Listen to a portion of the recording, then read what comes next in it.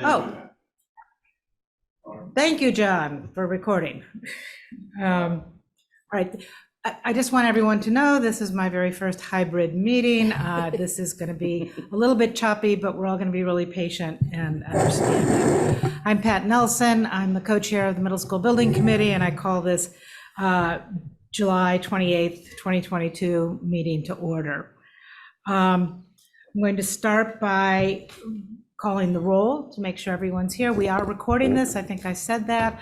When you're not talking, if you could be sure that you're muted so that we're not getting your background noise. Alexa Anderson. Present. Court Booth. Present.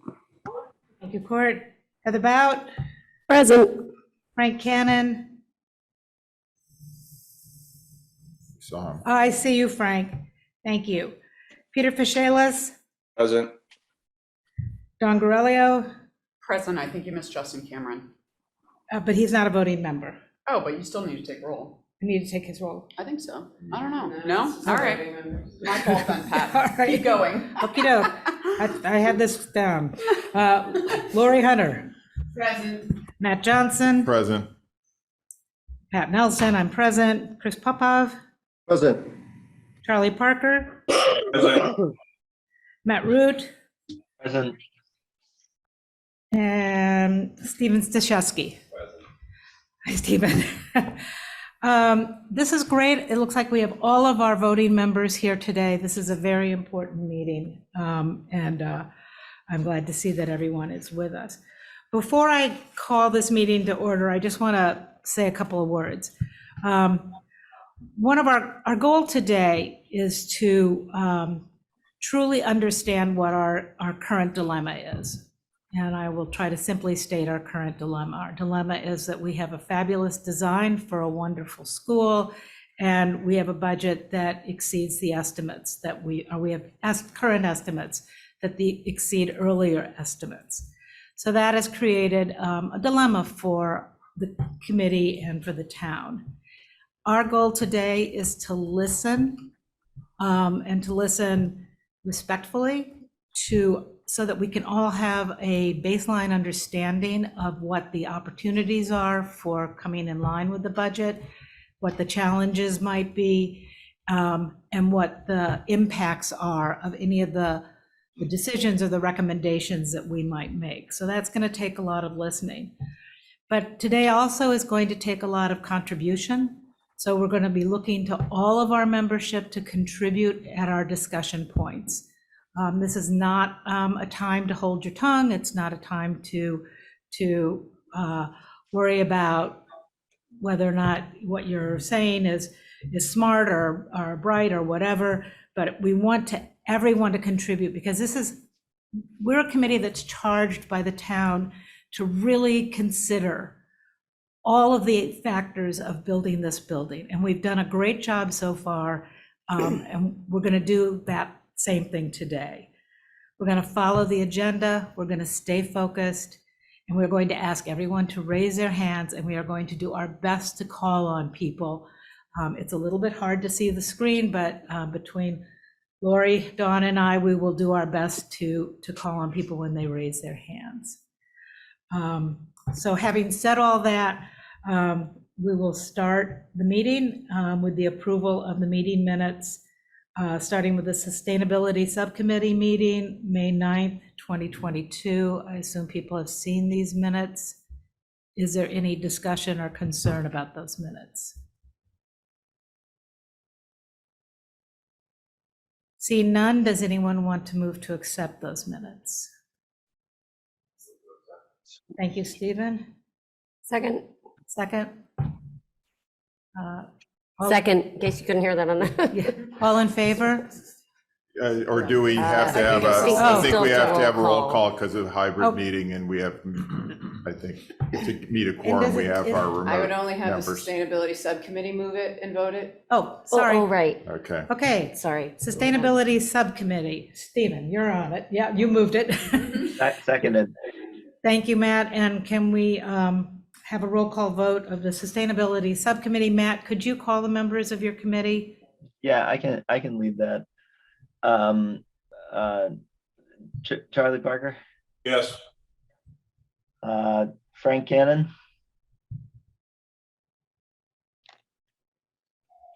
I got the thumbs up from Frank there. Man, I'm Lori Hunter, Yes. Stephen Szewski. And I know there's is Russ here? Russ Hughes? Yeah, I'm here, but I'm not a voting member. Yes, right. But so not even for the minutes? Not even for the minutes. Got it. Okay. Have I School committee meeting, so you can hear. have I missed anybody? So I feel like we had a good talk last night. Okay, so I think this is both, just to be clear, this is both for the May 9th and the June 16th minutes. Thank you, Matt. Thank you. So it sounds like the May 9th and June 16th minutes of the Sustainability Committee were approved by the committee. Okay, moving on to the Middle School Building Committee meeting of June 2nd, 2022. Any questions, comments? I haven't been able to read them. I don't have the link to where they are. It's in that email, man. It is, there's Yeah, a I'll link, split out. but the link is to the Zoom, I think. To this, Oh, you're seeing the agenda. It's inside of the Dropbox. So we I'll have, just send it, don't worry. since we have so much to do today, can I propose that we hold off on approving the rest of the minutes until the end of the meeting? So that people who haven't read them can have a chance to take a look at them. Do we need to vote on that? no, I don't think we No. need to vote. Okay. You can decide that. yeah. Okay, so we'll move this to the end of the meeting. All right. Can I interrupt for 1 minute? I just Yeah. want to introduce everyone to Bob Conry. If those in the room that can see Bob haven't met him, and those online, I'm not sure if you can see him or not on camera. He's the new Assistant Superintendent of Finance and Operations. I'm kind of taking Lori's thunder of introducing him, but I wanted everyone to know who he was. He's basically taken over for Jared's position. Is that correct, Lori? That is correct. So Bob will be part of our committee, not a voting member, but integral to lots of the decisions. So welcome, Bob. Nice to meet you. We met at Finance Committee the other night, so second time in a week I've been able to see you. So welcome. Thank you. Nice to meet you all. Now, sorry, Pat, I just No. didn't want the whole meeting to get away from us. No, and that's not okay. introduce Bob. No, I'm sorry. I actually had intended to do that, Bob. I'm No, that's sorry. okay. That's why we're Sorry. a team. That's right, that's right. Okay, the next agenda item is correspondence. Heather, you wanna? Yes, I can help with that. Quick, just note that somehow my email isn't coming in. So anything that's come into our email address in the last 10 minutes won't be mentioned, but everything from before that and overnight. We, since the last meeting had, am I close enough to hear? We had 18 emails come in, pretty all having to do with the estimates being high and what we're going to do about that. They ranged from get the number down to the estimate to please look at options that wouldn't affect the educational experience and then don't cut further, to don't make any cuts. The majority of them were at that end of the spectrum, but obviously going forward, figuring out community input is something that we all need to talk about. So that's the correspondence. Before I get into communications, is there anything else that I missed or didn't get, given we've been talking about some of us not getting emails once in a while? Okay. Then do you want to move into the discussion on communication Yep, now? That's our next agenda Okay. item, so. So I will just kind of, I guess, kick it off with a framework. I do not have a plan here, as we discussed at one of our previous meetings. We all agreed not to kick off any major communication other than the regular building committee reports that happen after each meeting, before we all agreed on how to communicate this out to the community.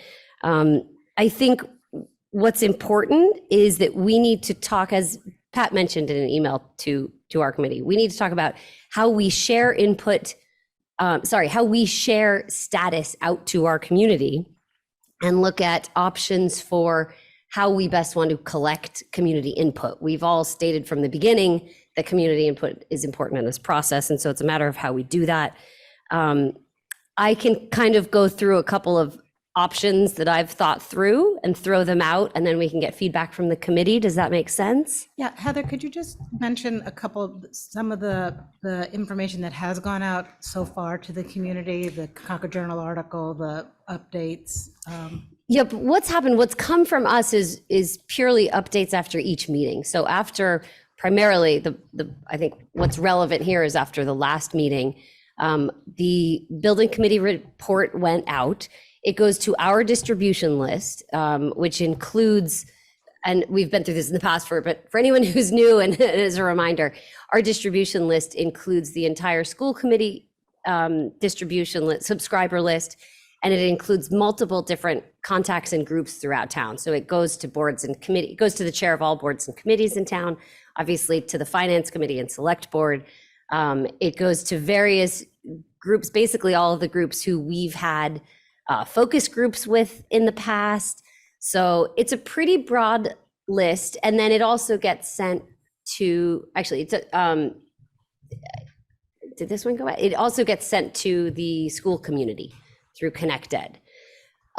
So that's the update that we send. It was a summary of our last meeting. I So know you used to have you had a number. I think it'd be helpful to know how many groups that goes out. Do you happen to have that number in your head oh right my now? goodness. No, you don't have, if you have to look it up, don't, but I I'd just have to think look it it's up. impressive. It's absolutely dozens. Dozens. I mean, in terms of actual people on, our distribution list is probably a couple I get it hundred. times in my inbox. Yeah, I mean, I do, I get it lots of times. through lots of, I mean, it's a significant number. We're not talking 5 people here. We're Right, talking. I think it's important for our committee to understand that we are trying and we have been reaching out to maybe hundreds and hundreds of people in Right, town exactly. through our direct communication. Yep, and it does go to the Concord Journal, so that there's an update there. So this is just kind of our standard outreach. Yeah. I think another thing to note is the committees, and we don't do this after every sort of perfunctory report that comes after all of our meetings, but when we were in the thick of things, all of the dozens of community groups that have opted in to receive outreach, we do a follow-up sometimes with their heads to say, we just want to make sure, I know you're on the distribution list, but please make sure your members are receiving this. Please make sure you push this out. So then those dozens of groups do push it out to their kind of organizations and memberships, so for a second tier of outreach. You have 246 contacts on your email Thank you. subscriber. Yeah. I knew it was in the hundreds. And then just a word about the Concord Journal, that they did publish, there was a front page article about this situation. So anyone who happens to read the Concord Journal or go on Patch has also seen it in town. Mm-hmm. And by the situation, let me just clarify the last building committee report, because it was a summary of our last meeting. It said very clear, it described at a high level our situation, which is that the estimates have come in high. We've decided to keep going and get to the 60%. It summarized that situation. So that basic information has gone out there. And can I share that school committees had a meeting specific to this topic, which I believe I shared out that link to the recording, as well as finance committee last Thursday invited Pat and I and Lori, and we visited with them and had a conversation. So. Thank you. Court, you have your hand up. Thank you very much. Yeah, just a quick question. Does this committee receive CCs on all of these or selected ones? How do we know what's going out? I know I see a few, but I don't think I see what was just referred to. We do see it, Court. Hopefully you're getting them. Although when we say hundreds of people, that's hundreds of people on the list for one email. So recently we've only sent one since the last meeting, because that was the building committee report, the summary of what we did. Good, okay, thank you. I just want to be sure we're current. Thank you. Yeah, yes, this whole committee is definitely current. Thanks for clarifying that. That's important. Okay, so does that help in terms of what's gone out so far? Thank you. So just to put that in context, we will also say, knowing that when we send something out to our list, we're doing our best to get it to as many groups in town as possible. That doesn't mean, obviously, that everybody in town has heard about it, right? That's always the challenge. And when we really want everybody to hear something, we have to do a lot of, as Alexa mentioned, multi-level outreach. We have not done that so far. We published our building committee report, and that was it. So now we're at a point where we as a committee have to discuss and decide how do we want to communicate further, if so, and by what means, and also how do we want to collect input? I think that's very important. So those are two different things. I can go through kind of the things that we've done in the past that have worked. So in terms of getting information out there, first of all, as Alexa mentioned, there's a lot of multi-level outreach that goes on. So we can send something to the big list, but then what we tend to do next is follow up with heads of committees and heads of groups. We will ask them to share with their people. And then very often we invite them to specific either focus groups or invite them specifically to forums that we're holding, et cetera. We also work through some other organizations in town that help to get information out, at least about events, things like Live in Concord. We make sure to reach out to the League of Women Voters, a bunch of different groups like that. So that we can certainly do. Then the next piece is getting input. And I think that's, to me, I think that's the biggest question that probably has to be discussed here is how do we do that? We might not be able to answer it right now in this 5 minutes because some of that will be dependent on the timeline that we have based on what we decide to do a little bit later. But to put options out there, obviously public forums have been very successful in the past. If we really want public input, that's a very good way to do that. Other things that we've done, as I mentioned, have been focus groups. So we've invited specific groups to come in and speak with us. We've also gone and presented and collected feedback at groups during their meetings when they're already happening. So if, for instance, a board or committee is meeting, on the third Wednesday of every month, we will show up at their regular meeting so that they don't have to come to us. So those are some ways that we've gotten input. Other ways, not in person, have been, of course, the emails that come into our committee. And we've done a survey in the past. So that's a way to collect input from people who can't or don't want to get to something in person. Excuse me. I know when we start to get a lot of emails, sometimes it can seem overwhelming and there can be a lot of emails. At the same time, I think it's important to point out that we have always said from the beginning, we want input. We want to hear from people. Here's our email address. Please email us. So I think we all as a committee and as members have to keep in mind, even if we start getting a lot of emails, that's a good thing because it's input and it's information that we need to use to help make our decisions. So I'm going to throw those out there. I haven't laid out a specific plan because I think it's important for people to be able to give input here. Is that enough to start with, to start to get feedback from committee members? Well, let's see if we've got feedback from committee members. Our thoughts from committee members. And for those out there, we see the screen of Zoom up here this way, so don't think we're looking away from you. And I see it over there. Oh, Steve. I see. Everybody's looking so much at the screen. So there's two things that come to mind that are kind of still a little bit unknown to me as a new committee member. Yeah. How you, on your subcommittee of communications, meet to discuss what was brought in, what was discussed, and how to distill that down into a summary. Like, what is the actions that you guys take internally to actually create the document that does get published? So we do have subcommittee meetings. Right now, Alexa and I are the only two on the communication subcommittee, but we have public posted meetings just like any other subcommittee.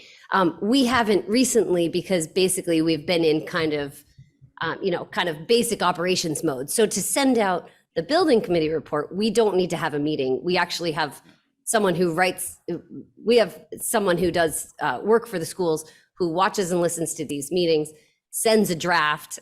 I give it any feedback, the chairs approve it, and it goes out. So we don't have to have a meeting in order to send out our building committee reports. Okay, At that this helps point, once we clarify get feedback, then we will have to have a publicly posted, probably communication subcommittee meeting to then go forward. Unless, again, if we all decide here at this public meeting what our plan is, then we can go execute that. So basically, if execution of things can happen in the background without a public meeting, but decisions and deliberations will happen in a public subcommittee meeting. What about that? Thank you. What about the actual receiving of those 14 or so emails? How do we as a committee better understand collectively what all those emails said? But, you know, you put your summary together in the beginning. I didn't read the ones that came in this morning. I'm sure not all of us have. So how do we better collectively know what all the people are saying so that we can contribute? So I think that's important. Really, I think it's really important that we all read them all. And yes, we might not have all read them all yet this morning because some came in overnight. But really, So every email comes to to the whole committee. Okay. And it's really important as committee members. And that's why I say I know it can feel overwhelming because there are times we might get 100 emails. But one of the things that we've all committed to is we have to read them all. So In the dark. it's all quiet on my No, front. I think that's a good clarification of those two little points that I. Yeah, no. I'm glad you asked because, yeah, some of us are in the middle of this and it's good to remember. We have to remind everybody of that.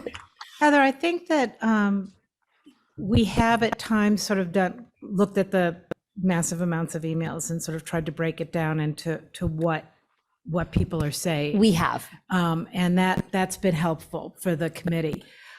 We also did a survey earlier, and I Right. know that can be tricky, but I wondered what you or any other committee members thought about using the survey model as a way of gathering data.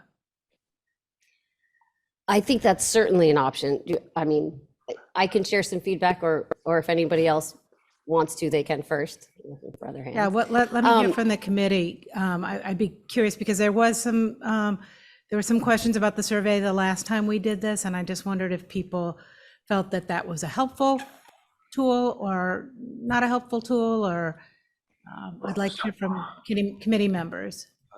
I would say, like, you know, a survey is a way of communicating, and there are a lot of different ways that are, some are good, some are bad for different instances. So depending on the outcome of today and where we all think this is going, a survey might be the right way to go. We can talk about, you know, pros and cons or lessons learned about what happened last time, given that specific situation. I think we're in a different situation at this point, but that would be what I think off the top of my head. Thank you, Steve. It certainly gives us a way to aggregate that information better than just the emails. Like Pat said, if we do get to a point where we're getting, 100 emails, in the past, what I have done is said, okay, about 30 of them had this theme and about 20 of them had this theme, that kind of thing. But with a survey, that can happen automatically.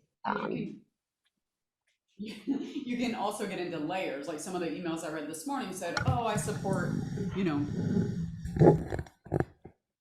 now I have two mics, try not to scream. But you can get into layers of what everyone's thinking as far as supporting something, but then another layer of, as an example, this morning, one or two of the emails were specific in supporting the sustainable features, and not wanting to cut those if we needed to make tough decisions as a committee. So, and that wasn't across the board, but there were a handful. So there's kind of layers of information that we're receiving from people that if it can be consolidated in some way, or, to know that there's support for additional features, then it's helpful. I see Court's hand is up. Yeah, thank you, Pat. I believe we should be cautious with surveys because they can be mistaken for informal votes by the small subset of the community that shows up. I think it's contingent on each member of this committee to individually evaluate and ascertain what public comments mean, and then bring that sentiment and their own expertise to this committee. I think things that equate with votes should happen at a ballot box or a town meeting. But to Heather's point about information, I think we can do a very nice job with forums that are a bit more interactive and people can learn more. And it's not simply casting a quasi vote, which I think could misinform this committee. Thank you. Thank you. All right, I don't want to go on forever on this topic because we have a lot of other things to do, but Alexa, you raised your hand, and if there's any other committee member out there on the screen that wants to comment quickly. Alexa? I agree with Court. I thought our forums in particular leading up to town meeting were frankly far more successful and well attended than I had expected them to be, only because it seemed like there was so much awareness of the vote on the 20th of January.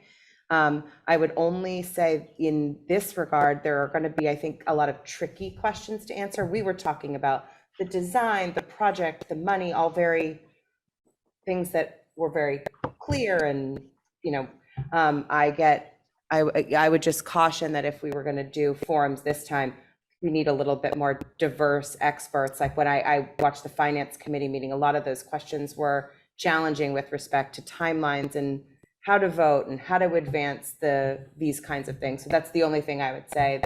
We'd need to have buy-in, I think, from the requisite people who would need to be there to answer the questions that, let's be honest, I can't. Like, that's really what my concern is, because I was one of the people that went. Seamus? Hey, Seamus? Come on down, buddy. Do I hear someone? I think that's background noise. If everybody on Zoom could just mute, that would be great. Yeah. Any other comments from committee members? Can I just respond quickly on oh, there's a hand up there. Go ahead, I'll go afterwards. Peter Fischelis? Oh, I can see. I was just going to say that I actually disagree a little bit with what Court said. I understand that a survey can be kind of a proxy for a vote, and that it certainly is something we want to be careful of. But it's one method of getting a broad range of feedback from the town. And I found the survey that we sent out earlier in the process to be very helpful to get a lot of information from a very broad constituent base. I think a lot of people respond to that who may not go to the forums and may not attend and be part of newsletters and so forth. So I think it'd be very helpful as one part of an outreach. Thanks. Thank you, Peter. Yep. That is helpful to point out. If we do a survey, it needs to be seen as one piece of the big picture. Right. It can't be seen as a referendum, to Court's point. And the other thing I was just going to say is that forums are wonderful and can be very helpful. Another factor we'll have to watch here is timing, because to do the number of forums that we did leading up to town meeting was not only a big time commitment, but we did multiple per week over several months. And we might not have the luxury of that much time here to make a decision. So when we say forums, it might be, 1 or 2 public forums. I don't think we're going to have months to use in order to go to, 20 different groups and join their meetings. It's just not going to be an option time-wise. So just to keep us realistic. Yeah, and so to Stephen's point, I'm going to, I think we can close this discussion now. I think Stephen's right. We really don't know where we're going at this point, and that will determine perhaps some of the steps. But I think we've gotten some input on some of the pros and cons of surveys, forums. And I just want to say that the outreach that we did prior to this has been excellent. So I think we're on a good path to do that again. But I think we can kind of come to a conclusion maybe after we've had this meeting. And if we waited until after our next meeting to decide exactly what steps we wanted to take, depending on what path we're going forward on, would that give you enough time, or are you guys looking for direction today? I think enough time depends on what we need to do by when. Right. So maybe at the end of this meeting, we can take the temperature again of a Yes. direction to take with And I'll just give a communication. public heads up that I have to leave by 9:45. In case we go late, I won't be able to have communications discussions after that. Okay. I did have one more Matt. thing, which was, I think there's a distinction between the communications that we make to the public and the feedback we get from the public. And I think that certainly for communication, just clarity about what our steps are, our process. And the few communications that I did get that were sent directly to me in the interim did reflect that the public was a little bit confused about the decisions that we had made as a committee. But then, and so that is very important, I think, to get everybody on the same page. But the collecting feedback, I think that we've heard quite a bit about the public's desires for the building. The new information and the new kind of feedback we need to get is, I think, try to focus on what do we do about the budget issue, right? And if we can just focus on that, I think that would help. Whether it's a survey, whether it's forums, whatever we end up using as the vehicle. That's a good point, Matt. That's Totally a good agreed. point. I think we know how the town felt about the design. I think that you're absolutely right. Unless there's further comment, I will move on to our next discussion item. Our next item is, we decided that we would take some public comments at this point in the meeting. So I'm going to open for public comments, and we will please keep your comments brief and try not to repeat what someone else has said. And let's open for public comment. And again, I'll need help with calling on people. Do we have any public comments at this time? We don't right now. Okay. Going once. Up, Dory. Dory Kehoe. Yes. Good morning, Dory Keough, 51 MacArthur Road. And I will be very brief in saying, I think that if you concentrate on the budget as we voted on it at the town meeting, what was it, 102,816,000, and what can be cut, and in a clear and succinct way, you will be doing us all a favor. That's the way, and yourselves a favor. That's the way it seems to me that every issue, whether it's the middle school or the high school or Thoreau School, has worked. So now we found that all the things we want, we cannot have.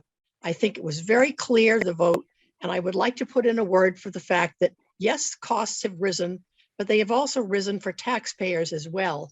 And there are many taxpayers who are so challenged to come up with the money, which is going to be required even for the 103 million.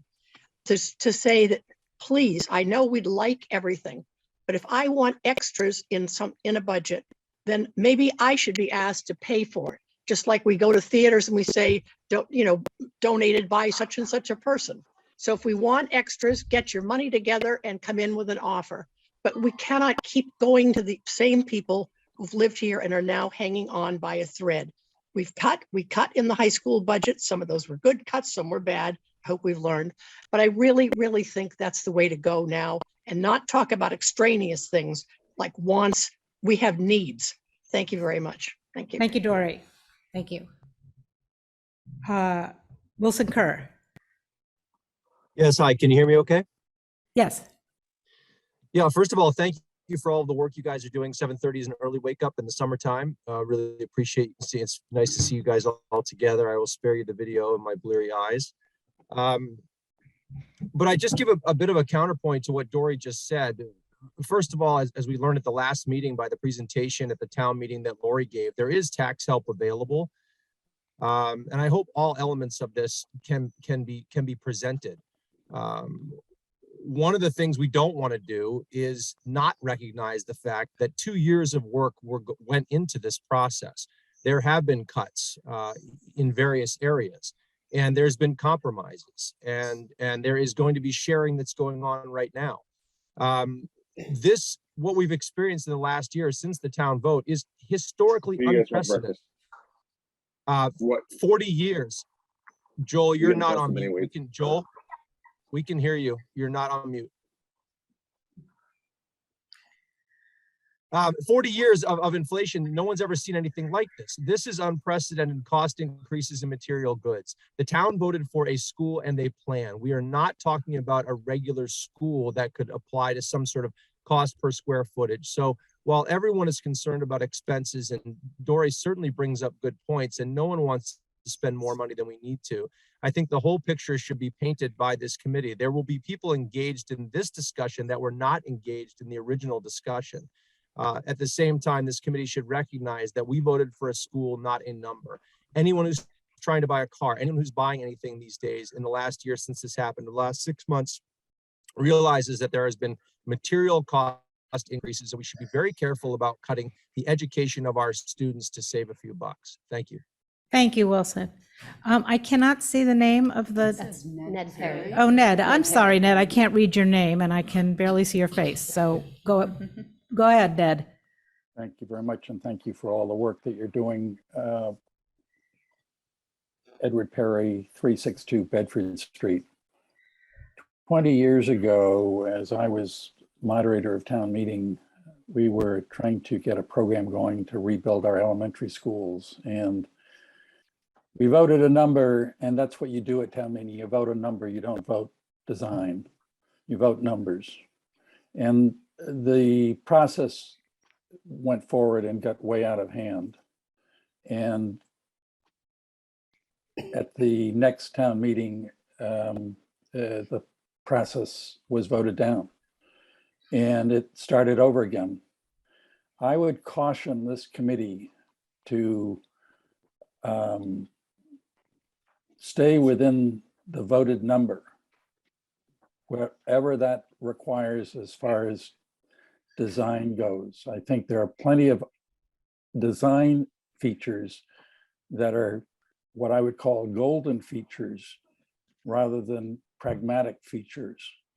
I would much rather have golden teachers in wooden rooms than wooden teachers in golden rooms. Thank you very much. Thank you, Ned. Appreciate your perspective. Joel Gagny. Yes, I just want to thank the committee again, as always, for all their work. And I guess, like Wilson, I'm going to counter what was just said. If you were in town meeting, you saw that they didn't vote for a number. They voted for a project. Only one person spoke out against the number, and that was an 18-year-old CCYH senior. And this was the taxpayers voted for a project. And to me, it is a no-brainer. There shouldn't be reductions. There is no wood in this building. You guys have done a magnificent job of cutting every quarter you could. Like any cuts now, the project has changed, and the project that the voters approved will be changed. And it was voted for overwhelmingly. There was no consternation about the number. Everyone understands that inflation's going on. The bottom line is this: I encourage this committee. We will live with whatever the voters decide, but the taxpayers need to have the final say. This has to go back to town meeting. This has to go back to approve to keep the project as is. We've all sacrificed. No one got everything that they wanted. This has been a great effort on your part. We need to just see it through. I thank you, the committee, for its time. Thank you, Joel. I see no more hands up. And I think this points out the dilemma that we are going to be facing and that we as a committee need to really be able to listen and think very clearly about.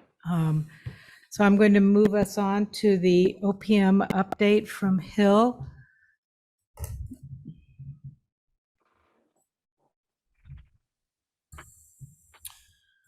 Thank you, Pat. So just to go through what we're going to cover this morning, going to go through a quick cash flow update and then get into the meat of it here. Continue with just a brief summary of what has been talked about so far. Go through the budget alignment process and kind of talk through some recommendations for this committee to consider.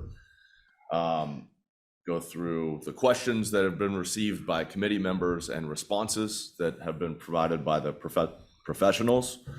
and then kind of dig into the VM log, the SMMA recommendations on that you've received, and then wrap it up. Justin had some words to say at the end. So I'll start from the top here, going to the cash flow. This will be quick, but something we want to do for you Excuse me, Ian, every if month. there's anything you can do to enlarge your screen, I don't know if there is. If there's anything technical you can do.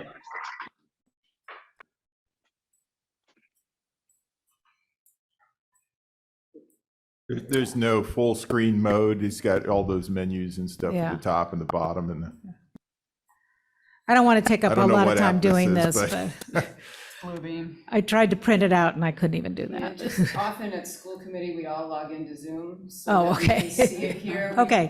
All right, go The ahead. first hybrid meeting is a challenge. Yeah. Sorry, guys. That's okay, yeah. I've looked at it a number of times, but so, go ahead. Okay. So we're here in July. So this is the cash flow for the month of July. Expenditures to date are 3.2 million. The only change from last month is just progress payments here, 473,965 to SMMA and Hill for the month of June. So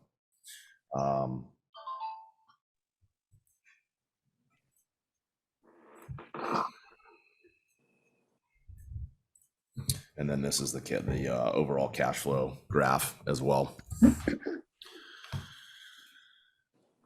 Any questions or comments there? Move on. Okay. Quick question, if I might, Pat. Yes, go ahead. Ian, who on the town government side is providing oversight on this? I know that our own finance committee has been inactive for some time now. Can you give us a sense of who you engage with in town government? These invoices go directly to Carrie, LaFleur, Gail's involved, Jonathan's involved. Yep, Don, Pat, Lori. So when this committee sees something, those other parties have already effectively signed off on it. Yes, That's we approve right. them. Yep, Thank you very much. yep. All right, so getting into the bulk of it here, just to kind of tee things up, you know, as Pat said, we have a budget problem that we want to create a path towards resolving here. We have a $5.3 million problem that we need to resolve, and the time frame in which we need to do that is prior to bid. So right now we're planning to bid this project out in the spring of next year. So we really, you know, this committee, this group here needs to work towards a budget alignment by the end of this year is what we're looking at from a time frame standpoint. So so I guess I would say we have an unknown size problem, because when it gets to the 60% estimate, that's when we'll know the size of our problem. And I think that there's a subtle distinction there, which is just that I don't think that we have a process where we're trying to solve for 5.3 million. We have a process where we have a force ranked set of priorities that get us to somewhere. And then when the budget number comes in, we need to know how far down that list to go. And then potentially, if we decide, well, that's too low, how much we want to bring the line back up by asking for more money. It's just, okay. I think that's a better way to frame the problem than to say we have a $5.3 million problem. Okay. I mean, yeah, today that's what it looks like, but I think you're absolutely right. We've got a process that we're going through. Yeah, I guess I was speaking towards what we know today, you know, versus just what the committee what's voted going to on come is in. we're going to solve for what comes in at the 60%. Yep. Yeah. Yep. So, as far as a recap, these are some of the slides that we presented on 6/30. So this is just a recap. So this is the construction budget, the bidding contingency, those numbers combined at 82 million. We have a reconciled DD estimate at 86 million. The variance from the budget is 5.3. The variance from the budget and bidding contingency is 3.3. Just recap on numbers. We talked about potential options and risks last time, and laid out a number of options for the committee. And then ultimately there was a motion and a vote made at the June 30th meeting. And essentially it was, the motion carried 12-1 to proceed with the contract documents, accept the current findings and revisit things at the 60% phase. So that's the recap. Wanted to outline today some thoughts on next steps and things that we would recommend this committee consider. Ultimately, you guys are the decision makers. We're not forcing any of these things on you. This is just some ideas for path forward here. So that being said, step one is proceeding with the contract document design per the vote, and that's what SMMA has started to do. They have proceeded with the contract document design, so they're already into that process now. Step two is reviewing and discussing the VM items as recommended by SMMA. So we put together a very robust VM log for this project. SMMA has made some recommendations that come along with that, and we'll go through that today just to review those recommendations. Yeah. I have a question on that. Did you participate in that, Hill? Yes. Thank you. Good point. It's not just SMMA, right? It's Yeah. So professional team that contributed. Okay. Thank you. We participated, we reviewed the log, we provided input, we, we're part of the discussion. So yes. Step three, review and discuss a plan to submit a warrant article for a special town meeting. So this is, we're kind of looking at this as a two-pronged approach. There's value management possibilities, and there's also the possibility of going to the town and asking for more money as a two-pronged approach. Dawn? Yes. I hate to interrupt you. I just want to set the stage for why that's important.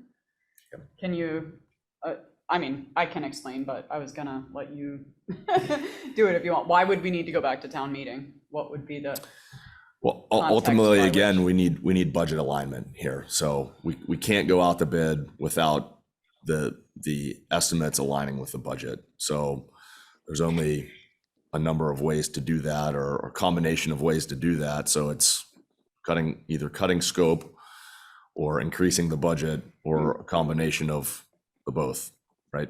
So okay. I think Thank you. Just for those that wonder why step three is even being discussed. This is setting you up with multiple avenues to achieve that budget alignment. So we basically at town meeting back, and then via a vote in February, back in January and February, approved, and I forget the exact number, 80 million-ish construction cost, right? I forget the exact amount. It's 80 and change.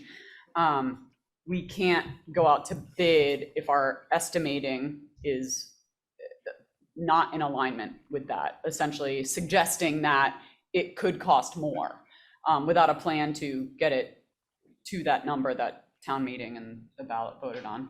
And it's tricky because we voted on a total project cost, and there's construction cost, and there's levels to that. But the essence of it is what was voted is lower than what we're currently tracking at because of the estimating and the economic factors that are out there. Yep, that's right. Yeah, to that point, I was looking for that total, the new total estimate. It's in here. You mentioned, well, which document is it in? Because I couldn't find it. It's in the Q&A log. It's in the Q&A log. Okay. Yes. Yeah, because in the Q&A that was log, one I of saw your a reference to questions. the July 21st design development estimate, but I can't find that document. It should be in the PDF. In the same Q&A? In the same Q&A PDF, all the way at the bottom. I was looking for a separate doc. Okay. No, it's in that document. Okay, thank you. 108, 415, 174. Am I Yes. reading the right document? Yes. Okay. Thanks. It's the very last page, the very last line, Matt. Okay, good. I didn't get that put far it, I down. put it in as an It's 5 attachment. pages. I got Yeah, as far yeah. as to the answer to the question, and it said it's in this design element estimate, and I was like, where is that? Yeah. Okay. Okay, sorry, keep going. I Yep. just wanted to, for context, I mean, we that's sort of great. understand why that is, but if there are community members following along to not understand, I think it's worth explaining. Yep, exactly. So, You know what? I'm going to just stop for a second. Are there any committee members who feel like they're not 100% sure they understand what this is about? Why this is so critical? Speak now or forever hold your peace. So I just want to clarify, so our total project cost, revised project cost estimate based on the 30% design is 106,395, 862.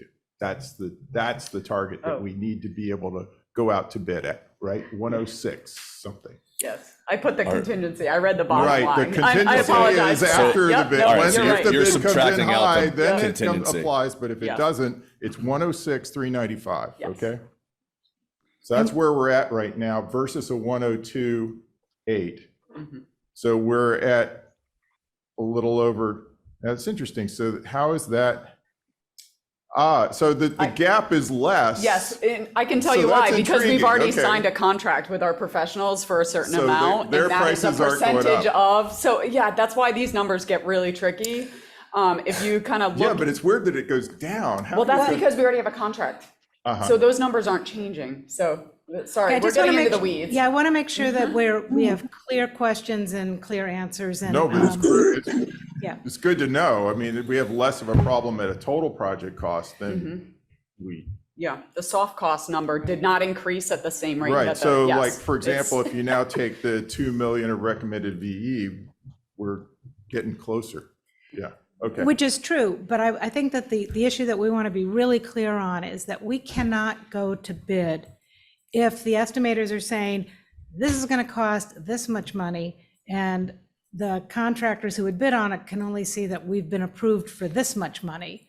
We have to have the budget and the estimates aligned. And the budget, I mean, what we have approved to pay for this project.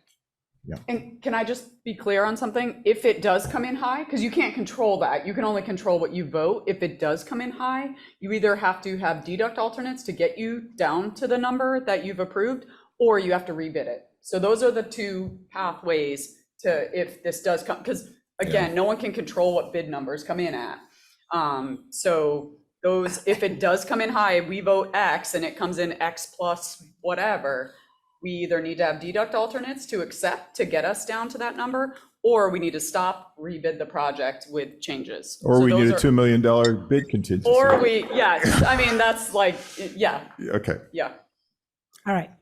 But actually, the total authorization that the town has made is 102.8. And so even if the amount, we need to have the contingency is included in what the town has voted for. So that's all. Okay. So I can't tell if there are any committee members with other questions who are on Zoom. Okay, thank you. So go ahead, Ian. Sure. So that brings us to step 4 and 5, which is the 60% CD package, the estimate, and then presenting that estimate to the committee. So that package is due September 29th. We want to have the estimate in hand and reconciled by the 21st of October and presented to the committee by October 27th.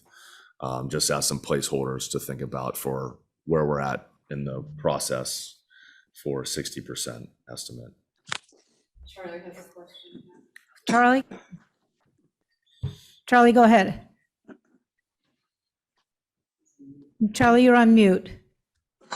Yeah, I just want to be sure that, for example, step 2 allows us to address issues that potentially were not recommended by SMMA. In other words, step 2 is what enables us to deal with the overage as it's currently reflected in the numbers.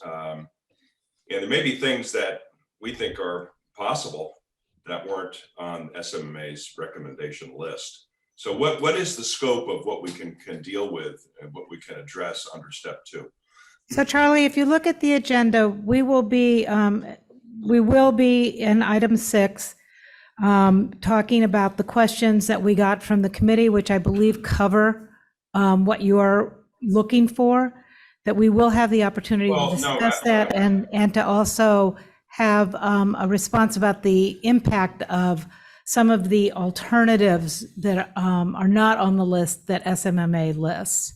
Well, I simply asked what was the scope under number 2, under step 2. We can't answer that now.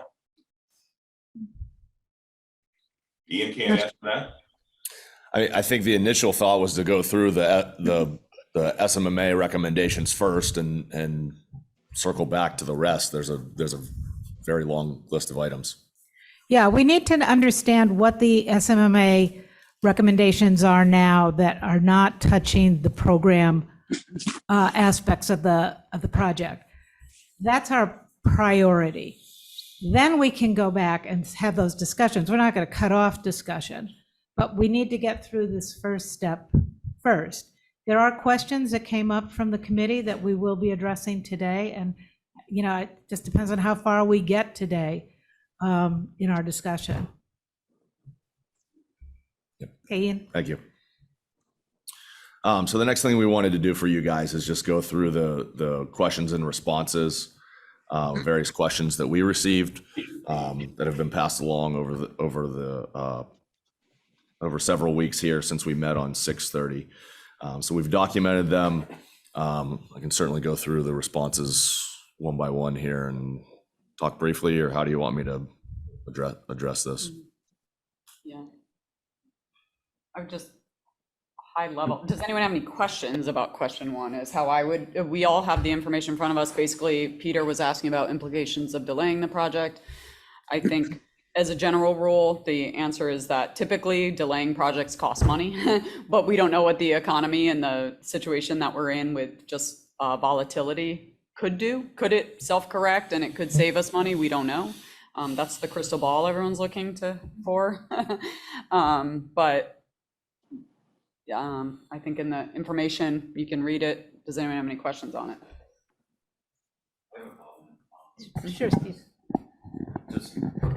We are past design development into construction documents.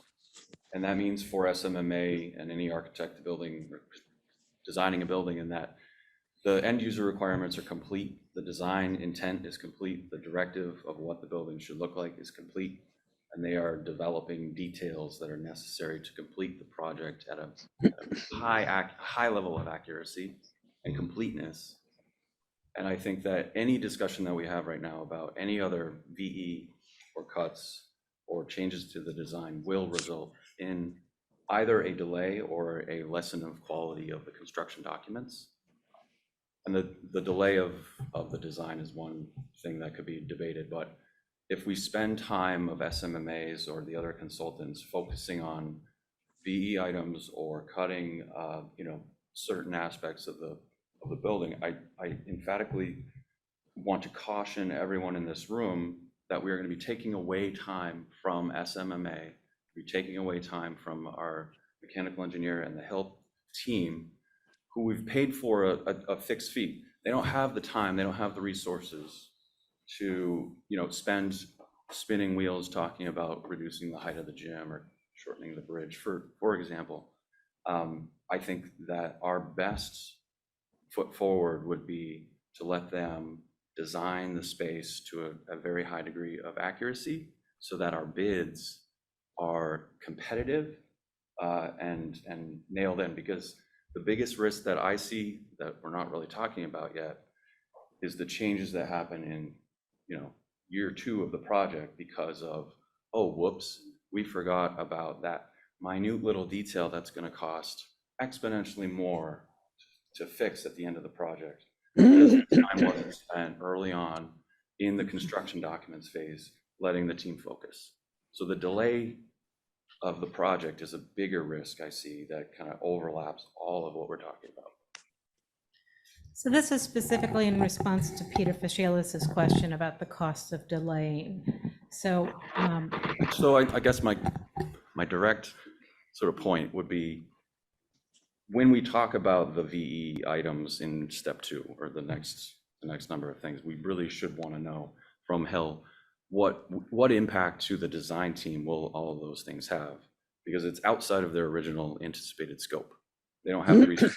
Maybe they do. Maybe we need to pay for those resources to redesign spaces. So, and the delay to the design and the lessening of the detail of what they are meant to do is a sort of an unknown factor that I would like to know your feedback on as we go through. Yeah. so I'm just wondering if, it seems really important that we get to this VE log and we see what it is that is the sort of first cut at this dilemma.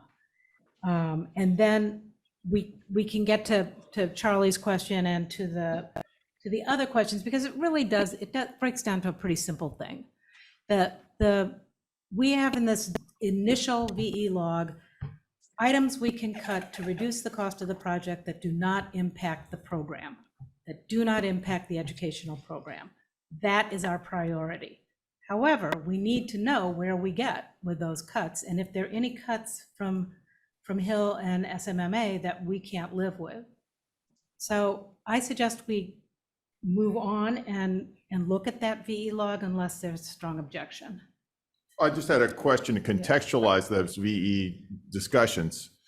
Same thing. I wondered when I saw the initial or the most recent VE log, that there weren't any space cuts proposed in the academic wing. And I thought, well, maybe part of the reason that we heard that we could delay it to the 60% is that somehow the construction documents, they're going all in on getting the academic wing done. They haven't really done the other side that much. We still have some time before they get to that to maybe make changes in the other part of the building. But this part is kind of set in stone because they've already done the document. That's what I was trying to speculate. Why is this that we don't see anything over here at all? I mean, nothing except for material selections. Whereas over here, it's like, well, we could cut 1,000 square feet or whatever. And SMMA said, oh, well, that wouldn't really impact our, and it seems contrary to what you were saying. And I just wonder if it's just because of the sequencing. And it'd just be nice to know as we discuss these, which of them are things where, okay, we're going to redo the construction documents for this versus, oh, we haven't yet done that part of the design, and so we can do it. Yeah. I was, two things. I was going to see if Lorraine's on and if she wants to answer. And then her hand is up. Hi. Go ahead, Lorraine. Good morning, everybody. I can address that, Matt. So everything is at the same level of development at this time. One of the reasons we stressed that the larger spaces, such as the auditorium and the gym, could be vetted for space reduction as opposed to academics, is that it does have a significant trickle effect on all disciplines when you start cutting out classrooms. Versus early on, you may remember we talked about designing the gym with the extension of the square footage being an ad alternate. We could continue to do that. So we have the larger gym right now. We can, what I'm going to say, draw a line in the sand and say the base bid gymnasium is 6,000 square feet and the larger gymnasium is the 9,000 square feet. But the mechanical system is really dedicated for the gym. A lot of the electrical design is dedicated for the gym. The structural is different.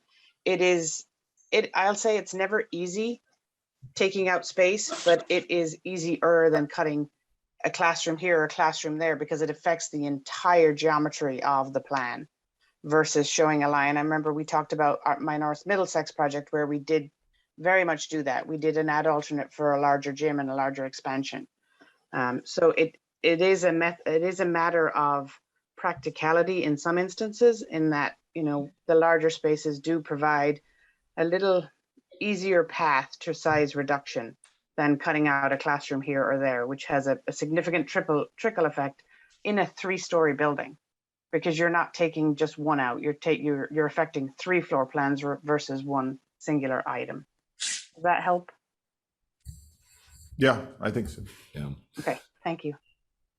Chris had his hand up. I was going to defer to him and then ask my question, so maybe. Chris Popoff, do you have your hand up? I had it up. I think Lorraine partly answered questions I had and responded to Steve's comment.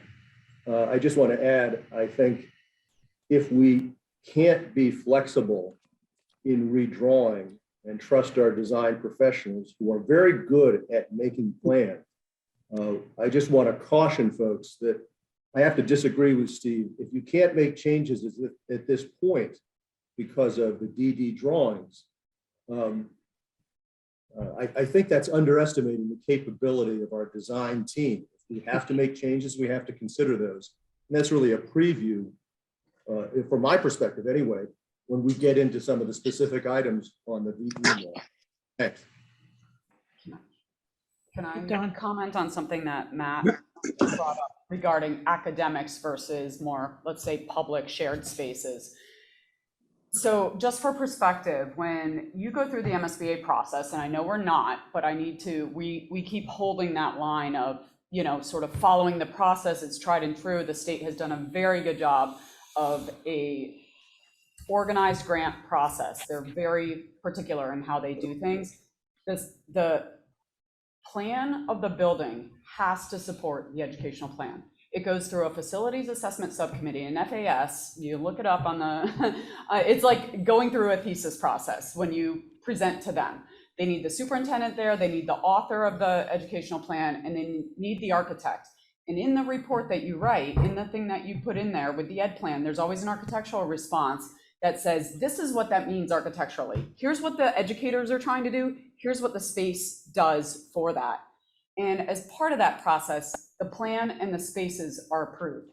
That's done at the end of SD. It is not okay under the MSBA grant program to then start changing space after it's been approved at SD and the budget's set. It's a new project. So if you start saying, actually, we don't need whatever, 30 classrooms, we only need 20.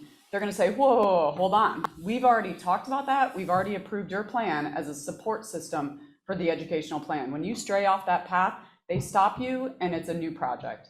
You either have to go back or you have to go back in front of the FAS and explain why things are drastically changing. So I just want to keep that in perspective as we think about the academic spaces, because they are supportive of the educational plan, which we talked about at length, and all of us are in support of.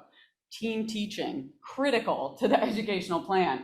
What we understood what that meant from a space standpoint. We gave up other spaces, maker space and alternative PE for both the community and support of the ed plan, which really was centered around this team teaching approach. So I just want to keep that in perspective as we talk about BE, because I do think it's critical to understand that this building needs to support the educational plan. That is number one in the MSBA process. So I'm going to just try to summarize and bring us back. We have two issues in looking at how we can cut the cost of this building. One is the architectural planning, the bricks and mortar, the how a building gets built, that which Lorraine was explaining, what doing one thing impacts on another thing. So we have that information we need to understand. And then to Dawn's point, we have a building that supports an educational plan that was approved by the school committee, and that we also want to not disrupt. So again, I think we need to start where we can start, which is what can we do without disrupting the educational plan? Where does that get us? And what can we do without totally turning upside down the process of building this building? And where does that get us? And then we can move forward. Okay. So I'm going to again suggest is there a question from a committee member? Court has his hand up. Court. Yeah, thank you. Just want to make a point. I think we should be clear and distinguish between program, which is services that students receive, and building utilization. One of the reasons that the building is so ambitious is that our team approach is quite autonomous. We don't have the kind of utilization that the MSBA would probably ask us to seek. And we knew that every time we applied for MSBA. What was it? 4 successive times we were ready to receive some state support and recognize that we'd have some more difficult scheduling challenges coming out of the school administration, because with some space sharing comes some scheduling difficulties. So let's distinguish between program, what a child will receive, and building utilization. So that to me gives me confidence that we can in fact show the community a legitimate good faith effort to do what we should do at this stage, which is take a careful look at how close we can hew to the second budget that came out of the town meeting. I think we should have some confidence. Okay, thank you, Court. Lori, do you want to comment?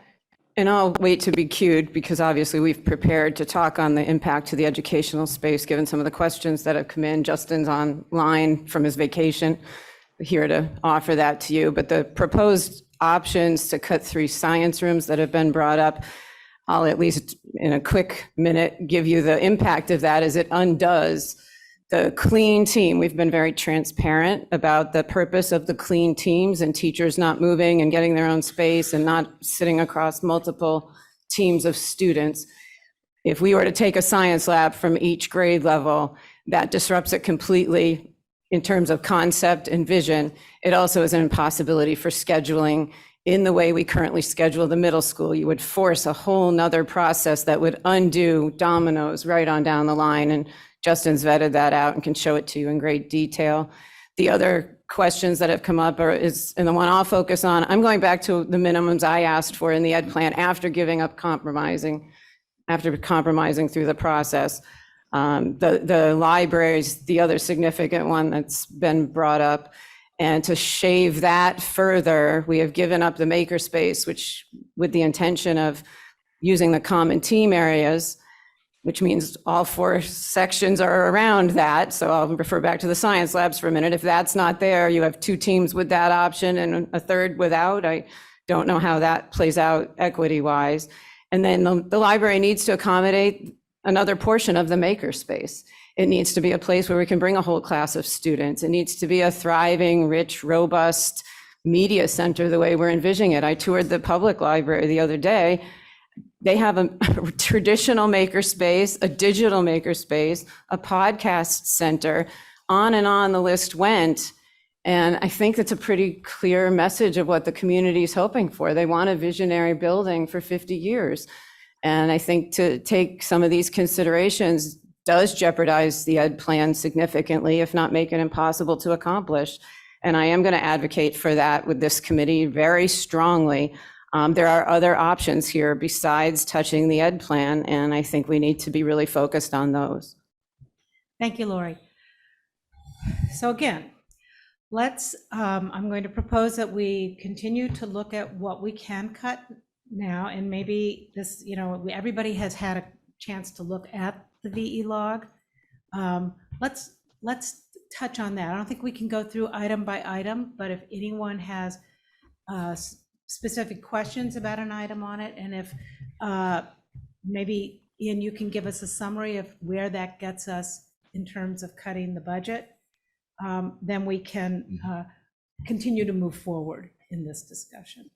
Okay. The only other thought is just making a pit stop on this document. We kind of touched on it already, just the total project Okay. cost here, but just to outline again the numbers that we're looking at for the design development estimate projection. The only numbers this is the same format that we did for the Warren article last year. And so the only numbers that have changed on this document is the 86 million for the construction cost and the contingency, the construction contingency. So it's the same 5%, but now the 5% of 86 million. So there was an uptick in that of $300,000. Otherwise, the soft costs are the same, the soft cost contingency the same, the bidding contingency is the same. So that's how we arrived at these numbers here that you're looking at. So the subtotal is 106 million and change. You add in the owner's bidding contingency of 2 million, that was unchanged. That gets you to the 108.4. Just a quick pit stop there to show those numbers, so we didn't really get into it first. So getting into the value management log here, I think some thoughts on strategy here. And this kind of answers some of your questions, Stephen. One thing we want to do as we're thinking about value management is we will also want to think about, how it impacts the schedule, and how these items are not a distraction, but takes time away from quality of documents, right? So our goal here is we need to have a very high quality set of documents for this project. It is crucial to do that on a design bid build project. It's crucial on any project, but more so with design bid build. And we want to make sure that we accomplish that. We want to make sure that the design team is staying focused in doing that. They do owe us a design that they're obligated to for the scope to match the budget. So that's a consideration, but we need to make sure that we're focused on quality documents.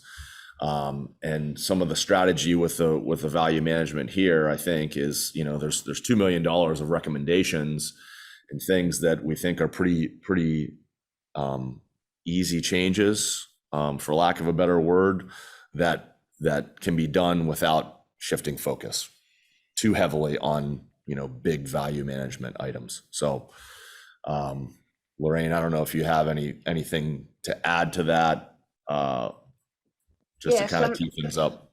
Yeah, so maybe just to say it, as we leave design development and enter into the contract document phase, it really is about starting to detail the components of the building. So, we've looked at what items are we going to start investing time in, to Steve's point, to now, create those details, develop those details, specify those details, work with the specifications. So many of these items are inherent in the design development documents, but they are not detailed to the level that they are buildable. So as we start to embark on buildability and making sure these details are advanced through to 60% to a level that is buildable, there are things that we could have recommended that we would just either eliminate or, change at this point. There are things on here that are near and dear to everyone's heart. The different focus groups and the different subcommittees we've met with all have skin in the game here. So it is tough when we sit down and go through this list, knowing the investment that people have made in trying to make sure this building has all these components, but we understand, the dilemma you're facing. And I will say that as your designers, we are not going to take liberty to say we're going to cut XYZ out of the building to get on budget. This is a conversation and a discussion that we need to have with you. Yes, we have, our contract says design to budget, and we could simply go in and cut out what we think and, get you on budget, and everyone would have to sit there. But this is your building, not our building.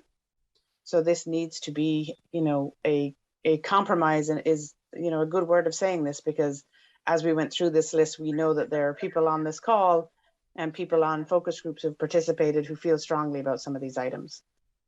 So we took a look at this with a lens that would not impact the educational plan at the forefront. We were also very cognizant of this building still wants to be a net zero building. So there are things in here that you will see that you'll ask why, and you might see an EUI change, but we have ran the analysis. We talked about it with the Sustainable Subcommittee at the last meeting. I think, again, to talk about compromises, there are things that none of us want to give up anything, right? Everyone wants this building to be what they envisioned it to be day one. But if there are things here that can be accepted and people can agree on them, it does help us from a time perspective to start now, to take those now, so we're not starting to draw them, so we're not starting to detail them to get us on that path versus taking it out at 60%. So I think that's my summary, but this is your building and you have to decide. Okay. Thank you, Lorraine. So we'll get into these items now, and I'm just going to go through the ones that are being recommended as Ian, if I can just, if you if you hit F11 or go to window and full screen, it'll go full screen for you. Up at the top window, full screen. Give it a sec. Yeah, mine does.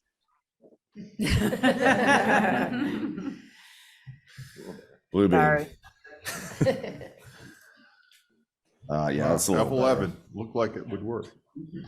So, the first item here that is being recommended as an accepted item is, and again, so just to look at this first batch here, 3 through 29 are items that you've already looked at last year. These were items that were rejected last year as a committee, but we thought it was prudent to resurrect them this time around and take another look at it from a different lens.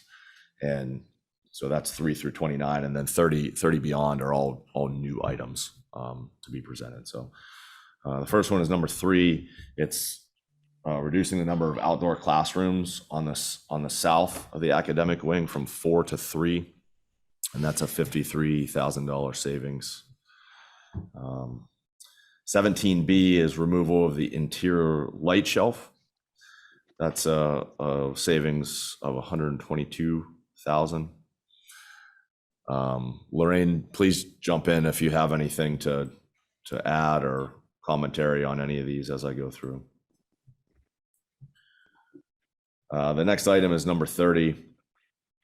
At the south side of the building, at the dining commons, there's a retaining wall and walkway that would be removed. This is a pretty significant item. It does kill the connectivity between some of those outdoor classrooms on the terrace to the lower level below, but it is a savings of $352,000 there. Ian, when you say it kills the connectivity, but there are other routes to get to and from those spaces? Back through the building Back and down and around. Yeah. Okay. Yep. 31A is just a different approach to finish on some of the exterior walls here. And this would be just selecting a form facing panel with a smooth finish as an alternative. That's a $40,000 savings on some of the exterior walls that you'll see. Number 33, there's a wood bridge being proposed on the site. This is just eliminating that wood bridge. It's a 43-foot long wood bridge that's kind of a nice to have, but not. Where is it? Completely necessary. I don't even recall it. Can you speak to that, Lorraine? Because it's traversing. Yeah, I just need to find it on the site plan. It's making a connection on the site that we can just make with an asphalt walkway mat. Okay. I forget where it is. I guess we won't miss it since we never saw it. At least I didn't. So, and it's pretty significant. That's an $80,000 item right there. This next batch is related to plumbing and electrical changes. So the first one is just related to some overflow drainage installing scuppers at the roof edge in lieu of internally piped overflow drainage, so it just sheds water off the side of the building. So that's only if the drain is clogged.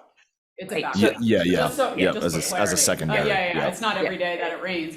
It's in the event, there's always a backup to the roof drain. So you can either bring it down and low out of the building, so one might see it as they approach, it'll be spitting out of this little brass thing that you sometimes see, or it can fly out of the top of the building in a 3-story building. It's, it's better to have it internally piped and spit out low so folks can see it, or it'll just fly out the top in the form of a scupper. So it's cheaper, obviously, to do the scupper, which I think is what's being proposed, but it's only Correct. a backup. It's only in the event that the drain fails, and that's to let someone know that it's failing. Yep.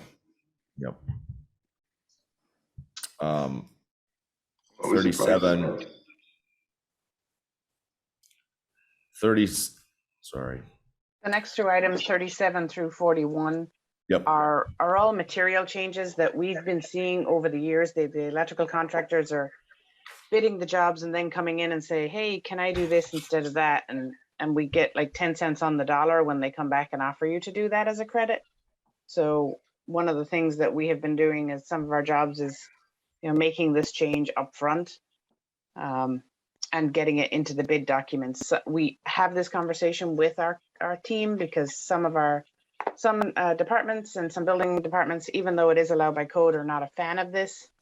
But this is something that we've seen the electrical industry move towards. So it's not huge dollars, but when you'd get 10 cents on the dollar as a credit, we'd rather do it now. Yeah. And I say that 10 cents on the dollar comment, meaning in a change order credit. So after it's bid, trying to get money back, you never get the full value. That's my analogy there. Yeah. Yes, Stephen. Would our facilities people be interested in knowing what those are? Is there someone on the committee that could review that and provide their insight? Yeah, I think Russ had to hop off, but we can certainly loop him in, and our director of facilities can certainly take a look. He's usually on the call. He had to hop off now, but we can be sure he sees the log. Thank you. 46 is schedule related. So right now we have a 20-month construction duration as a placeholder in the schedule, and we went through the exercise of validating that earlier this year. Some of the assumptions that were in that 20 months is ground improvements and some other features that added time there that we've come to realize that are not necessary for the project. So there is an opportunity, we think, of changing that to an 18-month duration. It's more aggressive. So there is some risk there in being more aggressive, but we wanted to put it on the table because it is a $270,000 savings in general conditions to reduce the construction schedule by 2 months. So That's of the main building, main building, not these. main building only. Yeah. I mean, I'm not a construction guy, but I mean, I've heard comments that even our 20-month schedule was aggressive. So I am surprised to see the proposal to cut it to 18, but I'm not a construction professional, so I don't know. It just seems like all projects that I've heard of are being delayed, having materials, limits that are preventing progress. It just seems funny that we just would assume this will go super fast, faster than normal. Well, again, I I think mean, I'm this just a is- layman. I don't know. But That's the problem. We're laymen and they're the professionals. But I also want to remind us that we're not going to be starting to build until 2024, 2023. 2023. Yep. So we have some time before May. we actually start to build. I mean, and again, this is the crystal ball. It's going the other It's gonna way. change. yeah, but we're building that into our budget estimate, I guess, that assumption. Just seems, I don't feel confident that we should assume everything will run smoothly, just given recent experience is a budget assumption. It's just my gut feel. Yeah, I mean, ultimately, this is this is going to be part of the bid package that goes out to the general contractors. We're going to say this building needs to be complete by a certain date. We'll give them a substantial completion date that they have to meet. And, any chance it'll drive away bidders or prevent a bidder from coming forward if they say, I mean, it's that's why we want to get it right, So I mean, we want again, it to I've be looked around, there's folks right that have some duration. construction experience here. It does that, I don't think it would shy away from anybody to bid, but you might get a realistic proposal in there, no, we're going to provide it in 21 months. That's part of our bid. I don't know if that would be possible. That's the possibility to frame it that way with the bid docs, yeah. And Don, are you seeing projects being done in 18 months? 18, so let's see, I start last March and it'll be done in October. So what's the math on that? That's it's 8, close, 19. 19, and it's about 144,000 square feet. And Hill, you have projects that you have either done or have in the planning where you plan an 18-month construction schedule? We're talking about putting this item, limited to this item.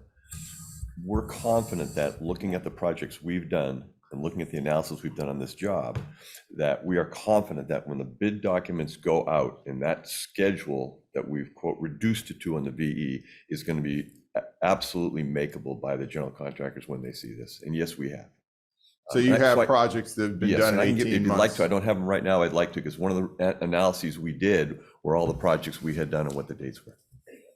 So I'll be glad to get that to you. Okay. So we feel confident on this number. I see Chris Popoff's hand is up.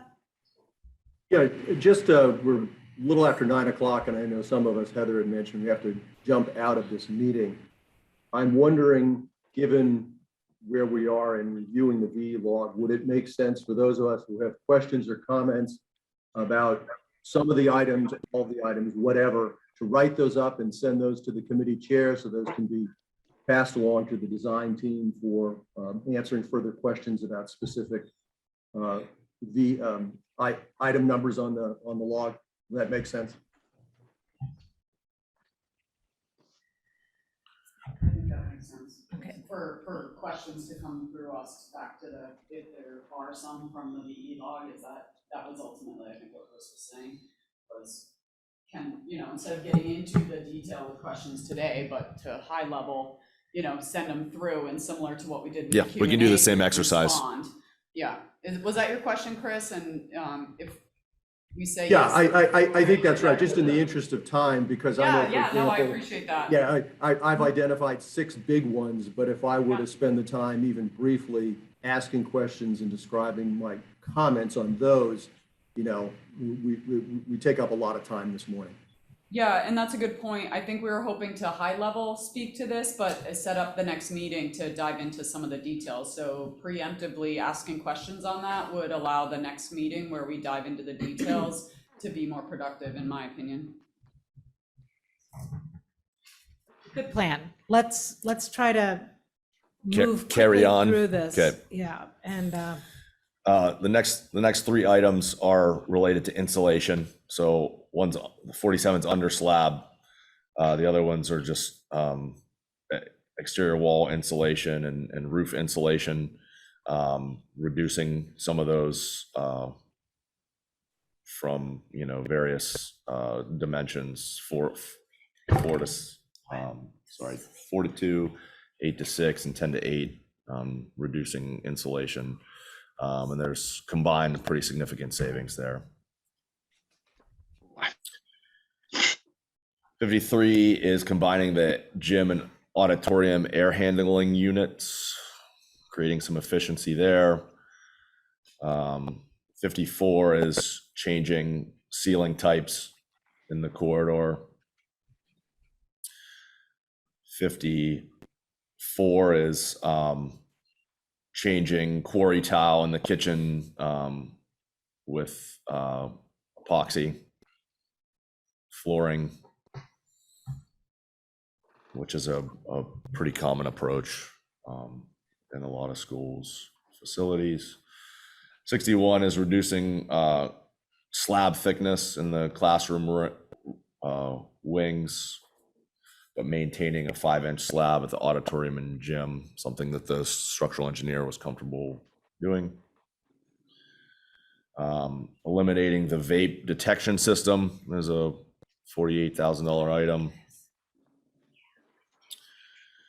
Replacing granite curbing at just the straight sections only with precast concrete, so just a material change. The radius curbs would still be granite. Those tend to take a more of a beating with snow plows and that sort of thing, the curve sections anyways. And 73 is related to the master clock system, revising it to more of a traditional wireless master clock system. And then 79 is a site-related item that's just changing bollards from granite bollards to steel bollards filled with concrete. And I believe those are sleeved, is what's being proposed. So those are the items. Totaling those up, it's a shade over 2 million in recommendations at this point. Again, there's a big list. There's another 10 million out there of opportunity, if you will. Do I hear a question, Heather? I guess it's funny. I wasn't going to ask, but my question, I guess, is just on process and how far are we trying to get today, and what's the goal today? Okay, so we've just heard approximately 2 million in potential cuts. There are 10 million potential cuts in here. There are two really big items in here that are items I think that are going to be of high interest to the community, and I think we just need to highlight that.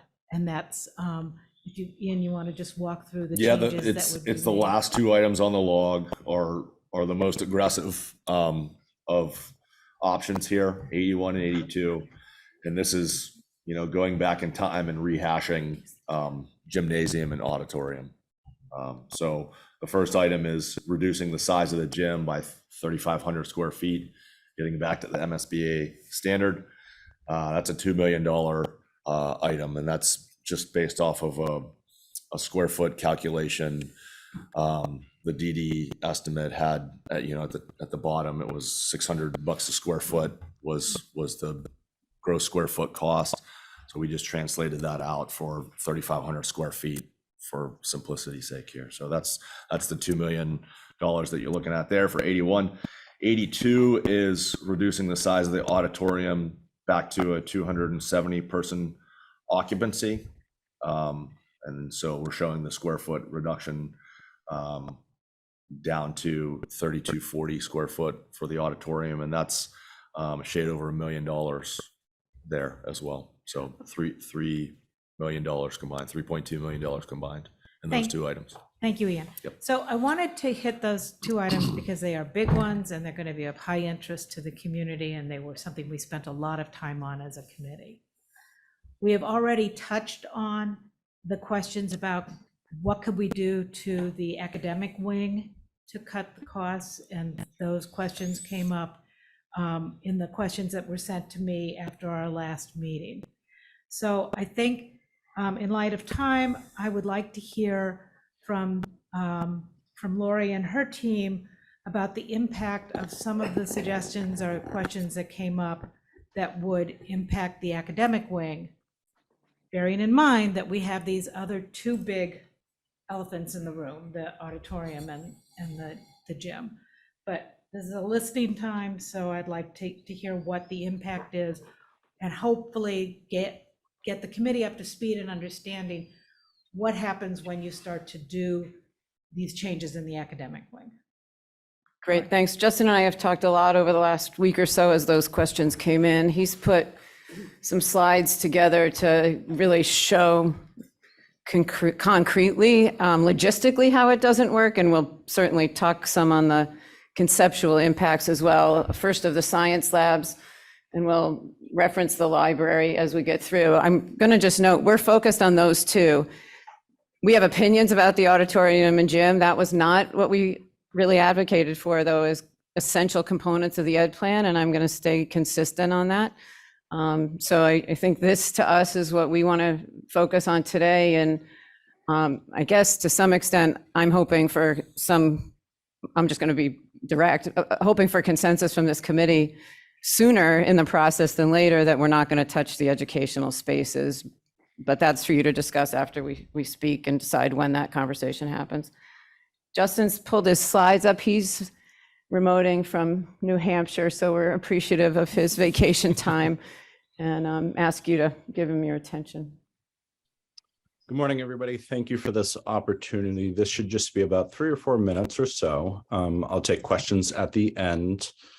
I've been asked to put together a presentation of the current conditions that we have and whether or not those conditions will impact the educational plan. So this is a presentation about the impact of the potential loss of 3 science classrooms in the new building. Just a reminder, this was a presentation made to our community about 1.5 years ago that clearly outlines our building having 3 distinct teams, and each team having an English classroom, a social studies classroom, a math classroom, and a science classroom. We also, and it's been clear and a theme throughout this morning's meeting, that team teaching is a priority. And when you start eliminating classrooms, you're impacting the integrity of team teaching. This is, again, a slide that was made about 1.5 years ago. And I just want to highlight, even though it has been highlighted a few times already during this meeting, that this slide is no longer up to date. We no longer have a makerspace, a part of the current design of the project. So what I did is I took our current 9 science teachers and I moved them in on the latest map that Hill has provided to us. So if you look on your screen, the current 9 science teachers who we currently have on staff are all in the science classrooms. And the next 6 slides or so will share a room utilization kind of report in our current master schedule, which is the same master schedule that we are going to have in place in the new building as well. So this is a room utilization report on A day. If you're not familiar with what an A day is, just think of it as a Monday. And I should just share with this entire group that it doesn't matter when you run this. These same conflicts that you're going to see that will emerge in the following slides are going to be conflicts no matter the day of the week or the letter day. So this is 6th grade. And here are your 3 6th grade science teachers, again, who are currently on staff and who will be on staff in just a few years. And this is when their rooms are occupied with classes.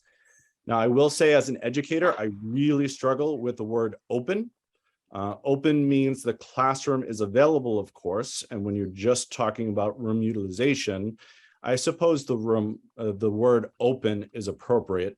But the word open as an educator, that is a prep time. And that is essential prep time for any educator to prepare their learning space for true 21st century learning.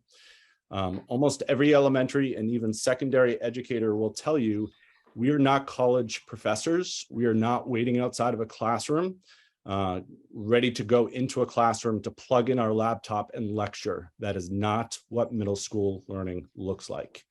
Those open periods are essential prep periods for our teachers to prepare the classroom space for the learning.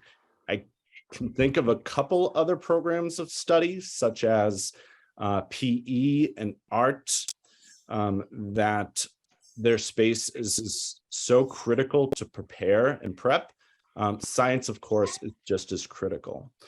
So this is an A day, or you can think of it as a Monday. And if you eliminate a science classroom, look at all the conflicts that exist in the following sections of, if you eliminated Miss Lou's classroom, which you see up here, she has the following sections: third period, fifth period, sixth period, seventh period, who cannot move into another sixth grade science classroom.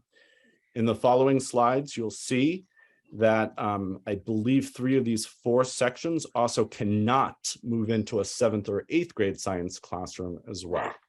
So you'll see a pattern emerge in these slides, and the pattern is, again, a room utilization report. Here's your 7th grade room utilization report. And whether or not, if you eliminated one 7th grade science classroom, you have less conflicts in the 7th grade. But as a reminder, you're following 4 sections. Okay, this is about 100 6th grade students do not have access to a science classroom for their science curriculum. Here's your 8th grade room utilization report. And if you eliminate Ms. Nye's 8th grade classroom, as you see in the following slide, you see the following conflicts emerge. You still have 4 sections of 6th grade science that do not have a 6th, a 7th, or an 8th grade science lab available to them. And then you have 1 section of a 7th grade section. You have 1 section of a 7th grade, about 20 students who do not have a science lab available to them as well. So in conclusion, you have a total of 5 science classrooms, or science classes, I should say, that no matter the day of the week would not have a science classroom available to them, which is a significant disruption in science education, of course. Thank you. Pat, if I could just add a few other thoughts to that. Sure. Obviously, Justin did his homework to outline that. I anticipate we'll get a question on whether the schedule could be run to avoid those conflicts. You do not want a new school driven by the space to determine the schedule. That's not educational best practice.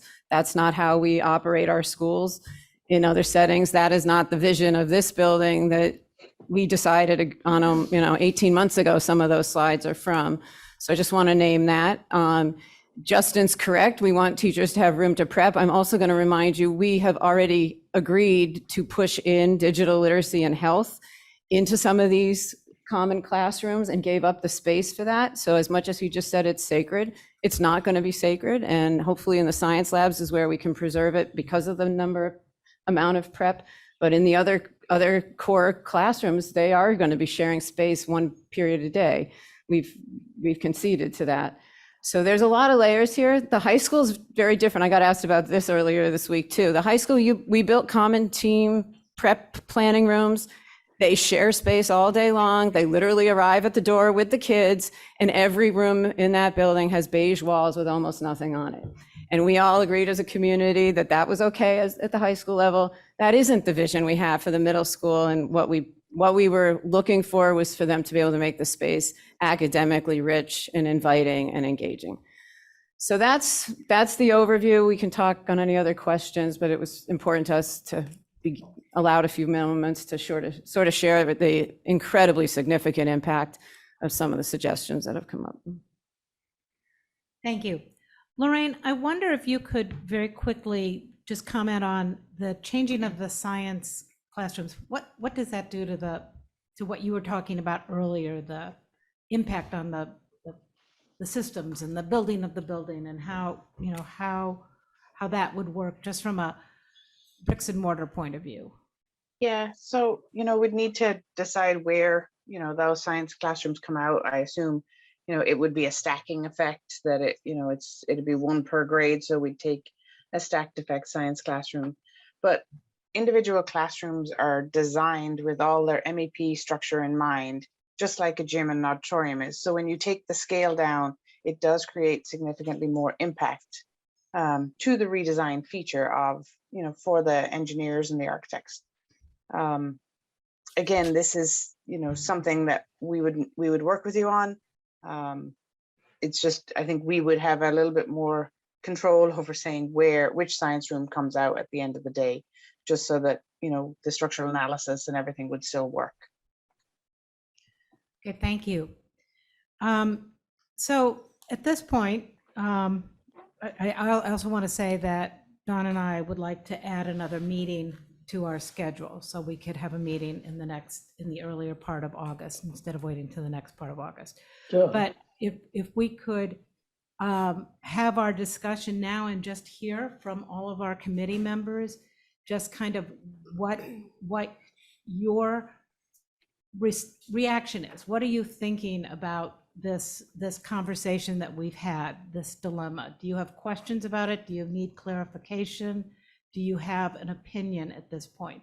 I'm not taking a vote. I'm just trying to get the feel of the committee. So I'll start with Chris. I saw his hand up first, and then Steve. First off, thanks, Justin, for putting in the time, and I hope the boss will authorize overtime for you. And thank you, Lori. Just a thought. I take it that one big takeaway for the public is the configuration as we see it now adequately supports, reflects the ed plan. So we like this configuration. We don't want to eliminate classroom. So with that in mind, is it possible within this configuration of reducing any spaces, further reducing spaces? You still have the configuration, but are there potentially meaningful space reductions within certain parts that could make a difference? That's all. Thank you. And I know that Hill and SMMA are noting these questions. Steve.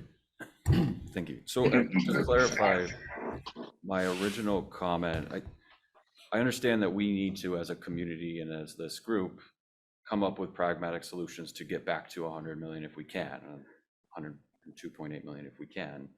And there are some good suggestions here on this list that I think need to be fully vetted. I think we can probably all agree that the academic portion of the project is sacred. And so looking at the SMMA and Hill recommendations, I think would be a really great place to start for all of us to really focus in on what's the cause and effect of each one of these. And really, I hope that we can get a lot of email back and forth between now and the next meeting so that we can really debate these as the primary source of that potential savings. And so I'll look forward to that. And I wanted to echo something that Ian or maybe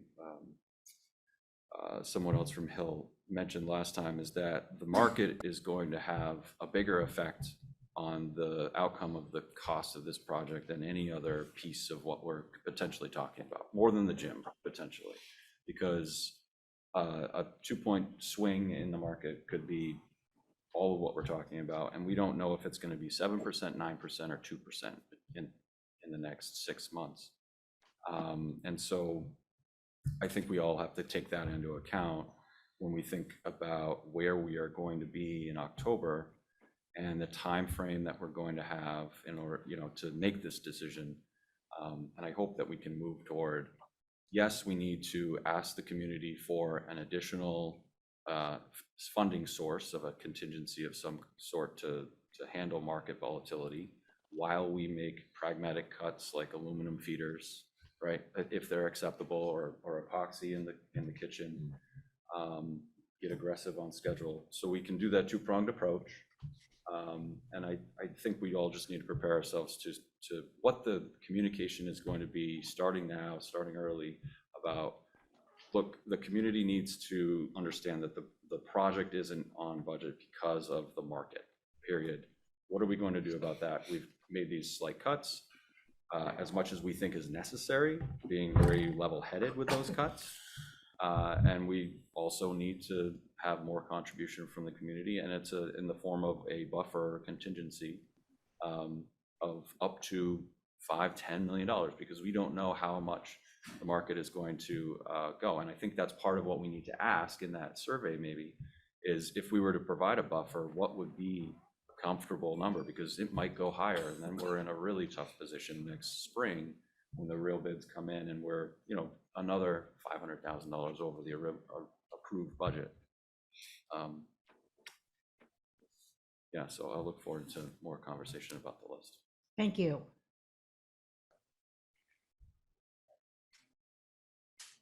Am I going to have to call on people? Yeah, Matt. I guess, what I'd been hoping for was some more creative thinking about the space configuration. There's the challenge we have is with this Clean Teams gives us effectively 9 mini schools that are then attached to a common set of administration and sports facilities and other things.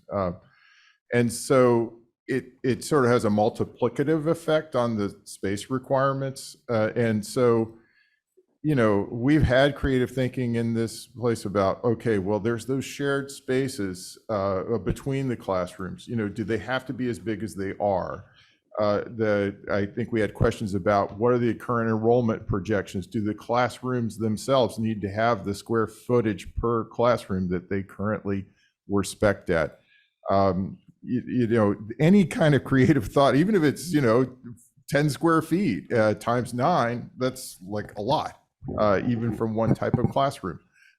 So I just keep thinking, it was striking to me how we have great big things that we're looking at in one part of the building, but nothing, sure, materials, light shelves, but nothing in terms of space in the other part. And it just seems like it's hard to believe that we have this 100% right. If it's 99%, there's still that 1%. And I was hoping for some creative suggestions or thoughts. And it's like, there's not even an item to choose on the VE list in that area.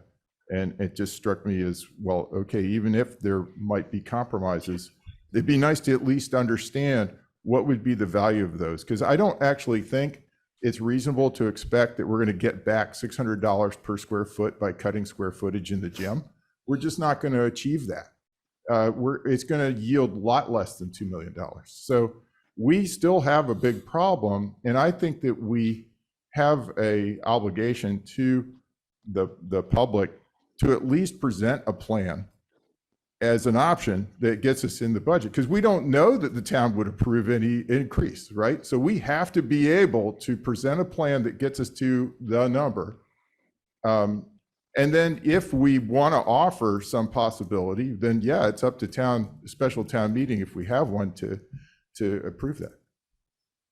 So if I can just summarize what I think you said, is that what let me just take these last two questions.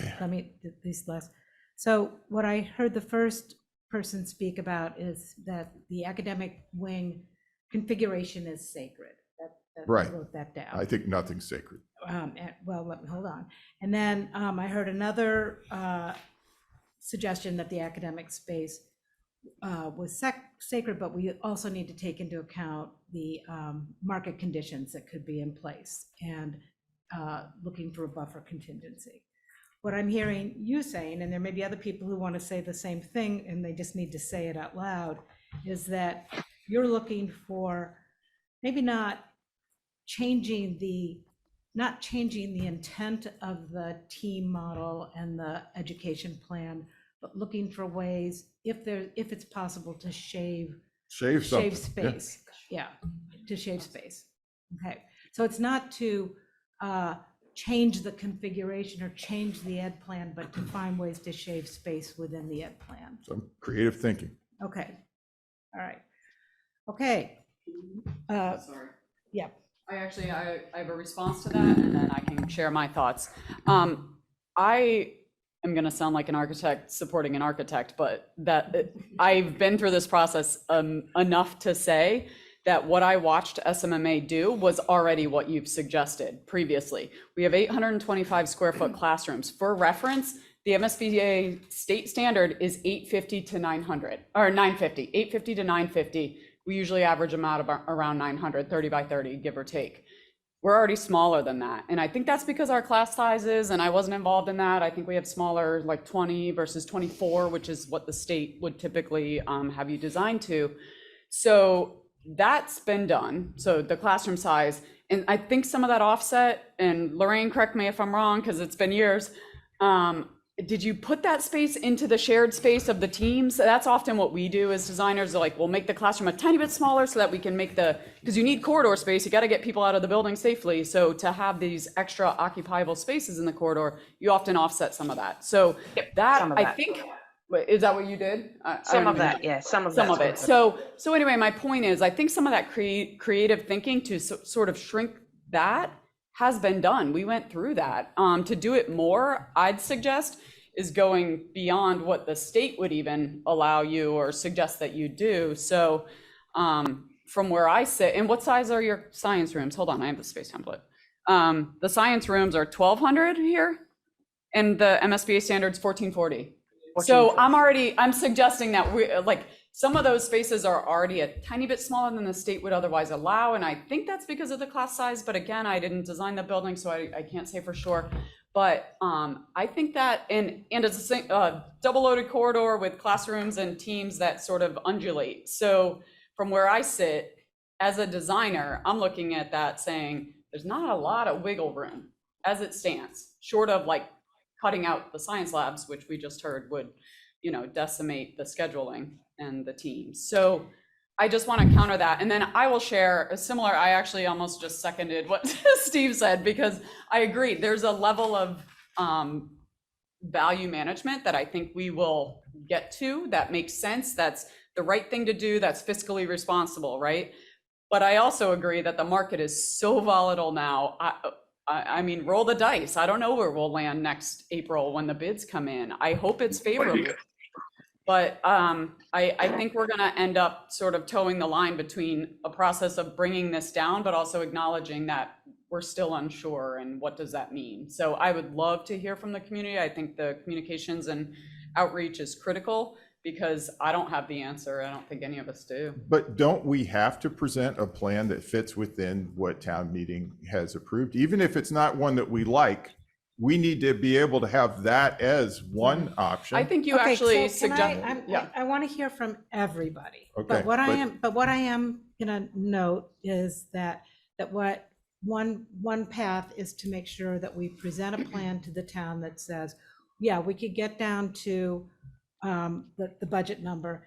This is what it would look like. This is how it would impact the educational plan. This is, and then you would be leaving it up to town to say yes or no. But the other point of my previous comment was that we might have to go there in order to be able to get to a number that gets us to that, And so I think we do have to have those options on the table, and we probably won't get there just by doing the gym and the auditorium. All right, so let me see if I can, pry some more comments from our other, Peter Fashalis, you've got any thoughts on this? Charlie, is your hand actually up? Okay, I'm sorry. Great. Charlie, go ahead. So I have a few comments. First, I think the VE list that's accepted by SMMA, it looks to me like a pretty good start. I'm not sure where we stand on making a decision to accept those as a committee, and I assume we have to accept those. But I think it's a good start. It's a chunk. 2 million is a big piece. So good. And, congrats to those who worked on that. I guess, where this leads me is to take a look at the VE items that were rejected by SMMA, and specifically to focus on the ones that are worth more than 50,000. I think we want to look at all of them, but I think that the VE items that were rejected that are high value, the committee should understand what those are. There's only 17 of those items that are over 50,000. It wouldn't take long to develop an understanding of what those are and why they're in there and why they need to continue to be in the plan. Things about sound systems and ceramic walls and bathrooms and so forth. There's a lot of money in these items. The items over 50,000 are worth 2.7 million. So, it would seem to me that were the committee to go through these, I think there's some trade-offs that could be made. I'm not sure that these are all absolutely have to have them. I'd sure like to hear that from SMMA if that's the case, that we're locked into all this stuff, but it would seem that there should be some flexibility on these. And once we know what we can squeeze out of the rejected list, we'll kind of get a better feel for what our problem is. If we get another million out of the items that were rejected, we're up to 3 million. So now we're pivoting off of the space issues that SMMA has already suggested, the gym and the auditorium. What can we get out of those? And then we know kind of where we're at with respect to other issues that we need to pursue. But I think we got to dig into this, and we're going to have to spend some time on it, and we're going to have SMMA walk us through these rejected items and help us understand what they are, why they were in there, why they're critical, why they can't be approved, and so forth and so on. And we're going to have to discuss them, because some of this stuff is a little bit opaque. Masonry veneer, concrete retaining wall per structural, damp proofing. That doesn't really help me that much. I suppose I could go in and try to figure that out from the documentation, but So Charlie, in the interest of time, what I'm taking away from this is that you would like, and this is why we're probably going to have another meeting shortly, not later, to go deeper into the rejected items and understand them, to see if there's some more savings we can realize from this list. I think that's the next step, and it needs to be It done. is. Okay. That's our next meeting. Yeah, that would be our next meeting. We just didn't have time to do that and this discussion today, Charlie. So Well, then thank this'll you. It's be- a great point. That's what the meeting Pat and I were going to propose we have next. Time, let me just make a one sentence statement. I think that at that point, we can work on the space issues. And again, what's left, can be pulled out of space if we have to do it. I mean, this is all hypothetical because we have to approve it as a package, but yeah, good. Okay, Charlie, I'm going to move on to calling on people if I don't see another hand. Anybody want to volunteer? Alexa, thank you. Again, at the risk of being sounding duplicative, I'll be concise as I can be, which is never that concise. I'm ironically sort of agreeing with, I'm in agreement with a lot of people. I think that my biggest concern is that someone mentioned a two-prong approach. I think it was Ian, that we are confident that no matter where we land in October, we are adequately prepared to pursue multiple paths to the realization of this building, whether that be value engineering to the original budget, as Matt suggested, and showing the community what that looks like, up to asking for additional funding at town meetings so that, if there remains a delta between what we value engineer and what we need. So that's sort of where I land. I think that as long as we honor the fact that we don't know what our path is going to be, so that we are properly planning for all scenarios, I'm comfortable with that, as long as there's consensus on this building committee that we are going to plan for all potential scenarios. Does that make sense? Yep. Okay, great. Yep. I'm happy to go. Yeah, thank you, Heather. Okay, I will try to be concise also.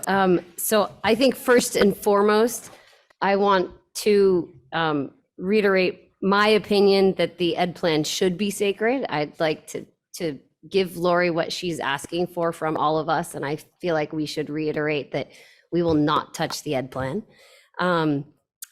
Two, I think it's also important to go through the VE list and take the ones that don't touch the kids. Certainly, whether it's all or some, but certainly at least a lot of what we went through today. I do have some questions on some of them, so I'm glad that we're all going to be able to follow up with some questions and discuss in more detail. And I agree with Charlie that we should go through the detail of all of the rest of them also. So now that we've seen this list, let's go through the list next time and make some cuts. I think that's very important, and that's our responsibility to do. I will say I think there has been very good creative thinking done on this VE list.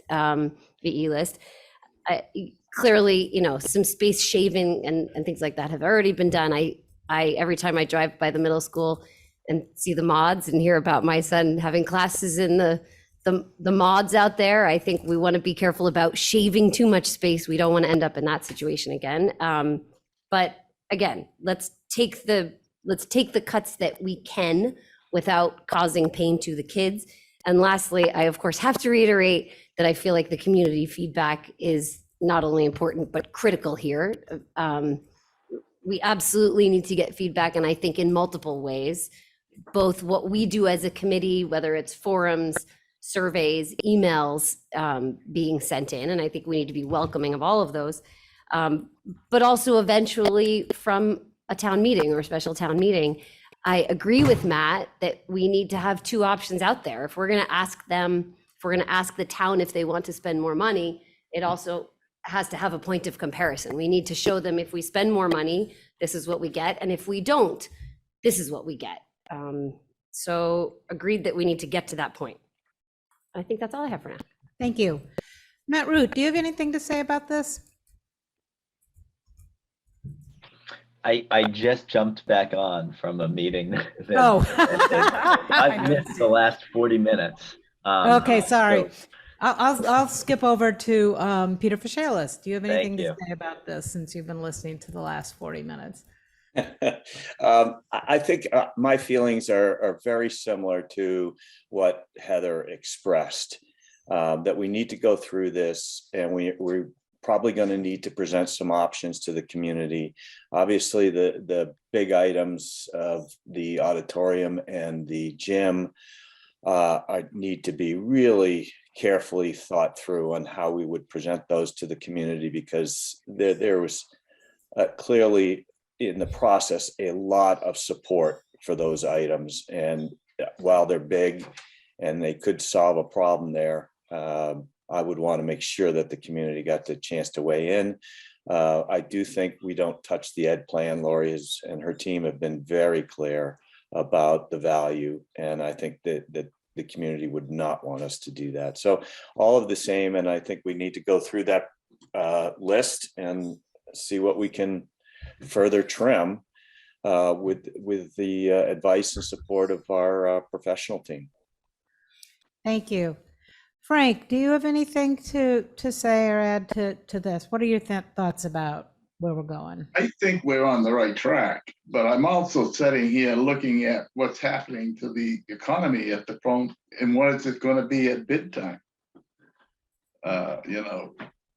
What we think if we're bidding, maybe millions of dollars off base at that point because of the economy. That certainly is coming into play for us. It Court, is. I think I've said my piece, but it bears repeating perhaps. If we really wanted to be as thorough as possible on behalf of the citizens of the town, we have people very eager to get into a new school, and then we have a number of people who want to support the schools, some of whom are saying it's difficult, so they want to see our best effort. What would help me over time is to understand what would our team delivery look like had we accepted state help. We were ready 4 different times to accept state help, and we would have done so with certain state constraints in return for that kind of financial help. We are going to forego that help, but as an exercise, I think it'd be useful to know how were we going to pull this off with MSBA.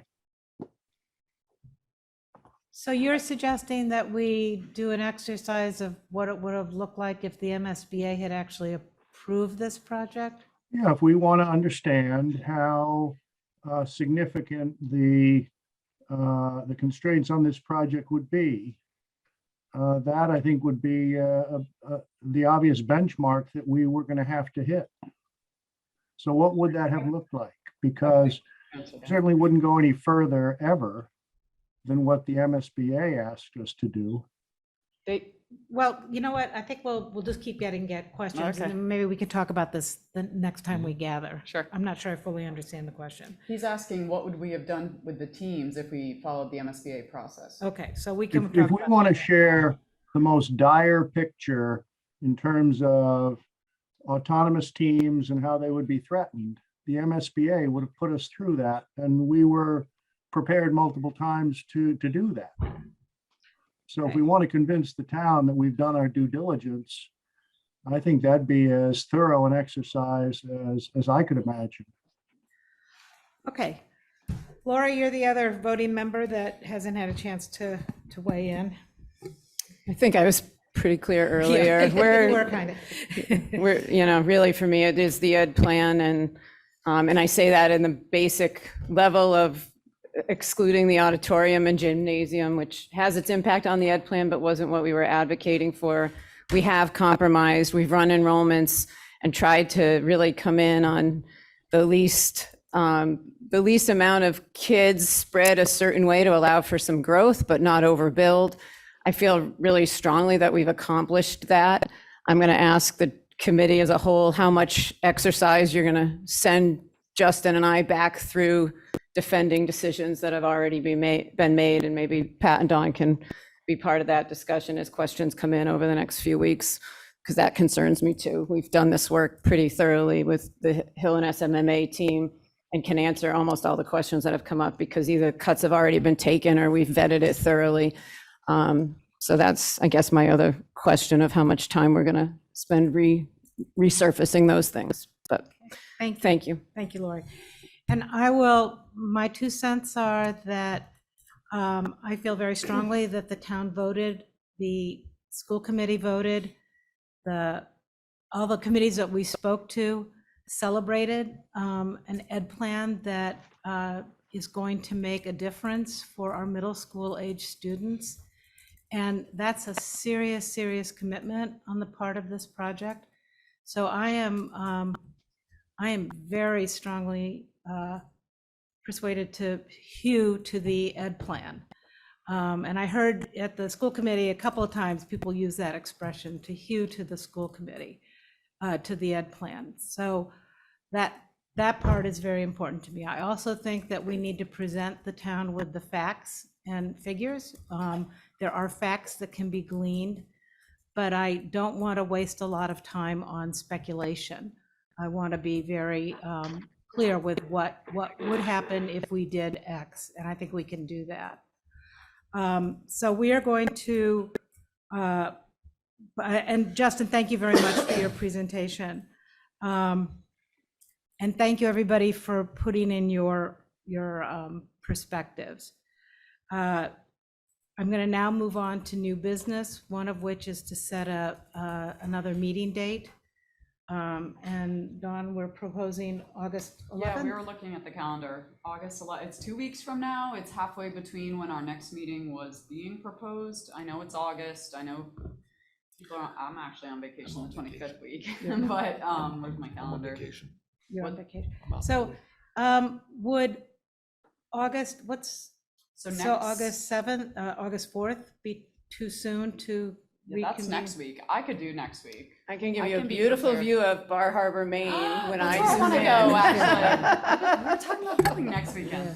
And Lori doesn't take much That's the date vacation, that so she needs works. to be. I'll do it if we need to. I will not, just in case we're talking about communications, I will not have access that day. I'll be away and I won't have online access. Okay. I think it's to go through the management log, the value management log, so in detail. So can people do next week? Do people want to do next week, or do we need to go to the 11th? I can do next week. In my mind, I'd rather get through that process. I think it's critical. I think. Get it over with. Yeah. Thank you, Frank. I prefer the 11th, but Ian, are you available on the 4th? Yeah. Lorraine, would you be available on the 4th? Yes, I am. Ian has told me that he's not available on the 11th. I like the idea of the 4th because this is fresh in our minds. And so I propose that we go ahead and do it on the 4th. Yes. Good. Okay. All right. So we'll schedule a 7:30 a.m. hybrid meeting here at. And I may be hybrid as well, depending on what's going on if I go away. But just for the record, please send questions on that log ahead of time. Please. So our professional to Pat and myself, Pat will field them like she previously did, if that's okay. Yeah. But that was nice. She put them all into one document, got them to the professionals, and then they put out the Q&A report or the piece of our packet that was really helpful in answering those. So the sooner the better. If you've got questions, I think Chris said he had 6 of them, like, go ahead and Yeah, send them. send Please send them along. That way our professionals have some time to respond. Yeah, if we could try and wrap that up by the end of the weekend, that would be great. And then we can have Okay. Monday, By Monday, Sunday. Tuesday By Sunday? Night at the to respond. latest. Yep. Please. Could we just make the meeting remote on the Oh. 4th? We can. Yeah, we can. I mean, I think since so many people are going to be remote, it's just simpler if Sure. everybody's remote. All right. The 4th remote 4th is remote. what I'm hearing. Yeah, okay, that's fine. Okay. Is there any other new business? Yeah, there's been some discussion about whether, a special town meeting would be required. What would be involved with that? So I've been in contact with the town moderator and the town manager and came up with a set of dates, feasible dates. They still haven't been vetted by the town clerk's office, but that would really be, with regards to the holidays. So far, they don't seem to be showing up as a problem. So I just wondered if I could share that, if you wanted to see what such a pro forma plan would look like. I know people are going That to would be start to great. drift away. Can you send that to us? Okay, but Oh, I okay. just wanted to show that, like, if you waited until the 60% estimate was received to do a go, no go, right? If it came in low, hey, we don't need one. Then October 17th would be when the warrant would probably be opened at the select board meeting that's scheduled that day. Now, I know we had scheduled a CMSBC meeting on the 27th, but I think it would make more sense if it could be moved up so that any warrant articles to be proposed would be discussed then. Then the select board could vote on the specific amount at their scheduled 24th meeting, and then the warrant would close on October 27th. Then November 7th, the warrant could be posted because, it has to be printed and all that stuff. And then the public hearing, which would likely be a finance committee public hearing, so this is a Thursday evening, would be November 17th. And then the finance committee has to draft their report, and that's 21 days. Send it out in a special town meeting approximately the 15th of December. Then there's the question of whether a townwide vote is needed. It turns out, on advice of our bond counsel, because they have also weighed in, that if the amount over the budget that is voted is less than 10% of townwide vote is not strictly required, you can appeal to the state. However, for sake of town process, perhaps we would want to go with a vote. However, we do have a new bylaw that was just adopted by the town that requires a pro-con statement to be sent out to every household on any issue for an election. And it also does provide the amount. In the past, it just said, hey, exclude the debt for this project. But now it actually will give the amount, and it will have a pro statement and a con statement sent to every household. So that takes time. So that means it would be approximately the 10th of January, I'm guessing, when such a townwide election, a Tuesday, when such an election would be held. So I give that now. I just want to do it now because, okay, that gives the amount of time where we would be potentially in limbo. Okay, and I think these are the first sort of, people have speculated about town meeting dates and so forth, but this is great. Thank you. Very helpful. That's really good. Ironically, that last date between the special town meeting and the vote is That's when when we the get our 90%. 90%. Yeah. Well, All right, in that's fact, not lost on you. in fact, that, Yeah. so, then it all starts over I again. know. Well, Thank you for doing that. Yeah, that's a big help. That's huge, yeah, Thank just you. to have those sort of, at least the timeline. Can you share that around? We'll send it to. No, the- I won't. I mean, No. it's a big Yeah, draft across it, of Now course, that I'm receiving the middle school building committee Yeah, we fixed it during as the of meeting. this morning, so, Oh, all right. Yeah. Yep. All right, He's good. great. okay. All right. Very good. And Ian and Lorraine, looking at this potential schedule, I don't want you to comment now, but we'll be looking for your input on how that impacts the cadence of the Yeah. project. Sure.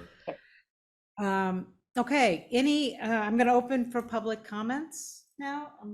don't think there's any other new business. So public comments, raise your hand. There's no hands. I see no hands. Pat, just a reminder, you're going to want to loop back to the communication plan at some Oh, point. looping back to the communication two plan. hands. Two hands Two now. hands. There we go. Okay. Thanks, Mark. That happened quick. Wilson Kerr. and Joel. Hi, can you hear me okay? Yes. Yeah.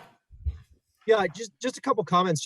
I've been listening to this whole meeting, and a couple comments about some of the value savings that I've heard about, changing from granite to concrete, or saving 50,000 there or 60,000 there. These things have costs that are not realized now. If you go to a lesser materials, it costs more later. So just by saving some money now and adding those up and saying, well, let's really buckle down and dive into an examination of how to get another million. So maybe you can get to 2. First of all, it doesn't close the delta. Second of all, the market forces, and I think it was Steve, I couldn't see the nameplates there, really said it really well, that if you're going to make a buffer, you need to make a buffer. And I will also second what many people have said, is that we need to prepare. And what we just heard regarding the timing is really crucial to understand. We cannot let this, after the landslide that occurred, get to some massive crunch where we don't have the option if the market forces change not in our favor. And again, just listening to this from 10,000 feet, to go through the value engineering and figure out how we could save 20,000, 50,000 on this and that, so we have water pouring off the top of the building, not piped away from the building. Those have costs, and I think those need to get factored in. Anyway, just some points to reiterate that you have both options to prepare for those now. We don't know how the market's going to go. These are small percentages. Getting $3 million out of a $100 million building is 3 points. Inflation was at 9.1%. No one could have seen that in June. And time is money. Anyway, thank you. Thank you very much, Wilson. Joel? Yes, I want to thank the committee again after sitting through this meeting, how you guys have done it. Just a real tip of the cap to all of you. But I also want to reiterate, you have done this work. You have been here for years talking about this. So you can't put the toothpaste back in the tube. People who've been following this, it is clear you've done your work. This is not a luxury building. We are using lower grade materials already. The only thing luxury, and as someone who works with school districts, the only thing luxury about this building is that it's green. And obviously I don't want to see that cut, but the fact that it is environmentally carbon neutral is the only luxury item in this building. So when I hear things like let's get creative thinking. Why aren't we doing creative thinking around here? That's already been done. And this idea that we're going to now maybe reduce the gym and reduce the auditorium. My children go to Thoreau, and that type of penny wise, pound foolish thinking is very evident. The gym is wildly undersized for a school that large. The auditorium, I mean, parents all had to stand for the 5th grade graduation because the auditorium is really, really small.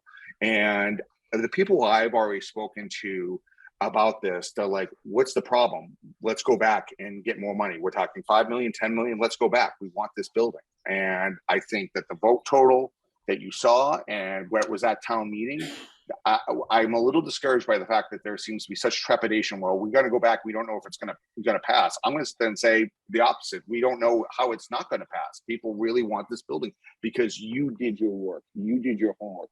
Any type of big changes that you're making is going to radically change the building that you took years to sell this community on. And I think people would be really, really upset if the building is radically changed. You change that gym, people are going to be radically upset. You change that auditorium, people are going to be radically upset. And I just I really appreciate the fact that you're going to have another meeting so soon. I think one of your board members said, time is money, delay is money. It's the worst thing that you can do. So I encourage you to move very quickly and let the taxpayers decide. If the taxpayers say we can't afford that, that's okay. Then you can go back and start making your cuts. Then you can start making your reductions. But let's let the taxpayers have a say. And I hope that the next meeting, that's what you're talking about, is how you're going to go to the town and ask for more money and build in reserves in case the economy inflates. So if we need 5, we should be asking for 7 or 8 to make sure that we have that buffer so we don't have to go back to a third town meeting. But that's all I want to say. I really appreciate Thank you, everything that you Joel. guys are doing. Thank you. Thank you so much. Are there any other public comments? Okay, our next steps, everyone is going to be really diligent about reading the emails that come in from the public. They will come into your MSBC mailbox. You too, Matt. I hope they all They're come into coming. your, excellent, excellent. He got 18 of them during the meeting. Yeah. They're already Maybe coming. more. Careful what you wish for. But yeah, but no, it's, you know, they are generally fairly short. You can scan through them and get the gist, but it's very important that all the committee members commit to that. It's also important that the committee members commit to looking at the VE list so that when we get back together on August, help me again, Dawn, 4th, August 4th, next- remote, that we can have a robust discussion about that. And Sorry Yeah, to go ahead. interrupt you. I'm Yeah. thinking about the communication and the letters. I think some committees put them in the packet. Is that worthwhile for us? Does it matter? We get them. I just don't know what, if the public doesn't know what we're I don't know. I'm just. Yeah, that's what we do on the select That's board what I is thought. There was. well, and in fact, I think it's just a more efficient way to distribute everything. I mean, I guess if we all receive every copy of every email, but you know, it's a lot of emails that, you know, if they instead got consolidated into the packet, included in the packet, then they become publicly visible. That's what I'm thinking about. And the people public can knowing. see the communications that we're receiving. I Yeah, don't know. I was just thinking about it and recognizing other committees do it differently. yeah. We get them in our inbox and we read them, but for the public to know what others are saying or thinking about, I don't know if that's useful. I'm just putting it out there. Yeah. maybe we could talk about how we can operationalize that. I agree, that would be pretty useful. For the public to see what the public is saying.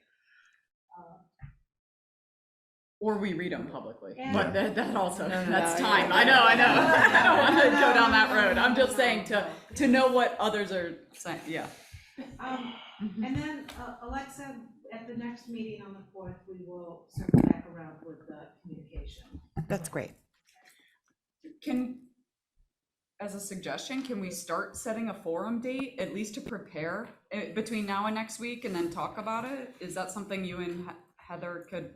Yes. Just to start to the ball rolling, because if we Yes. wait another week, then we wait another week, then it's the week before school starts and no one's around, and like, I'm just thinking. Yeah.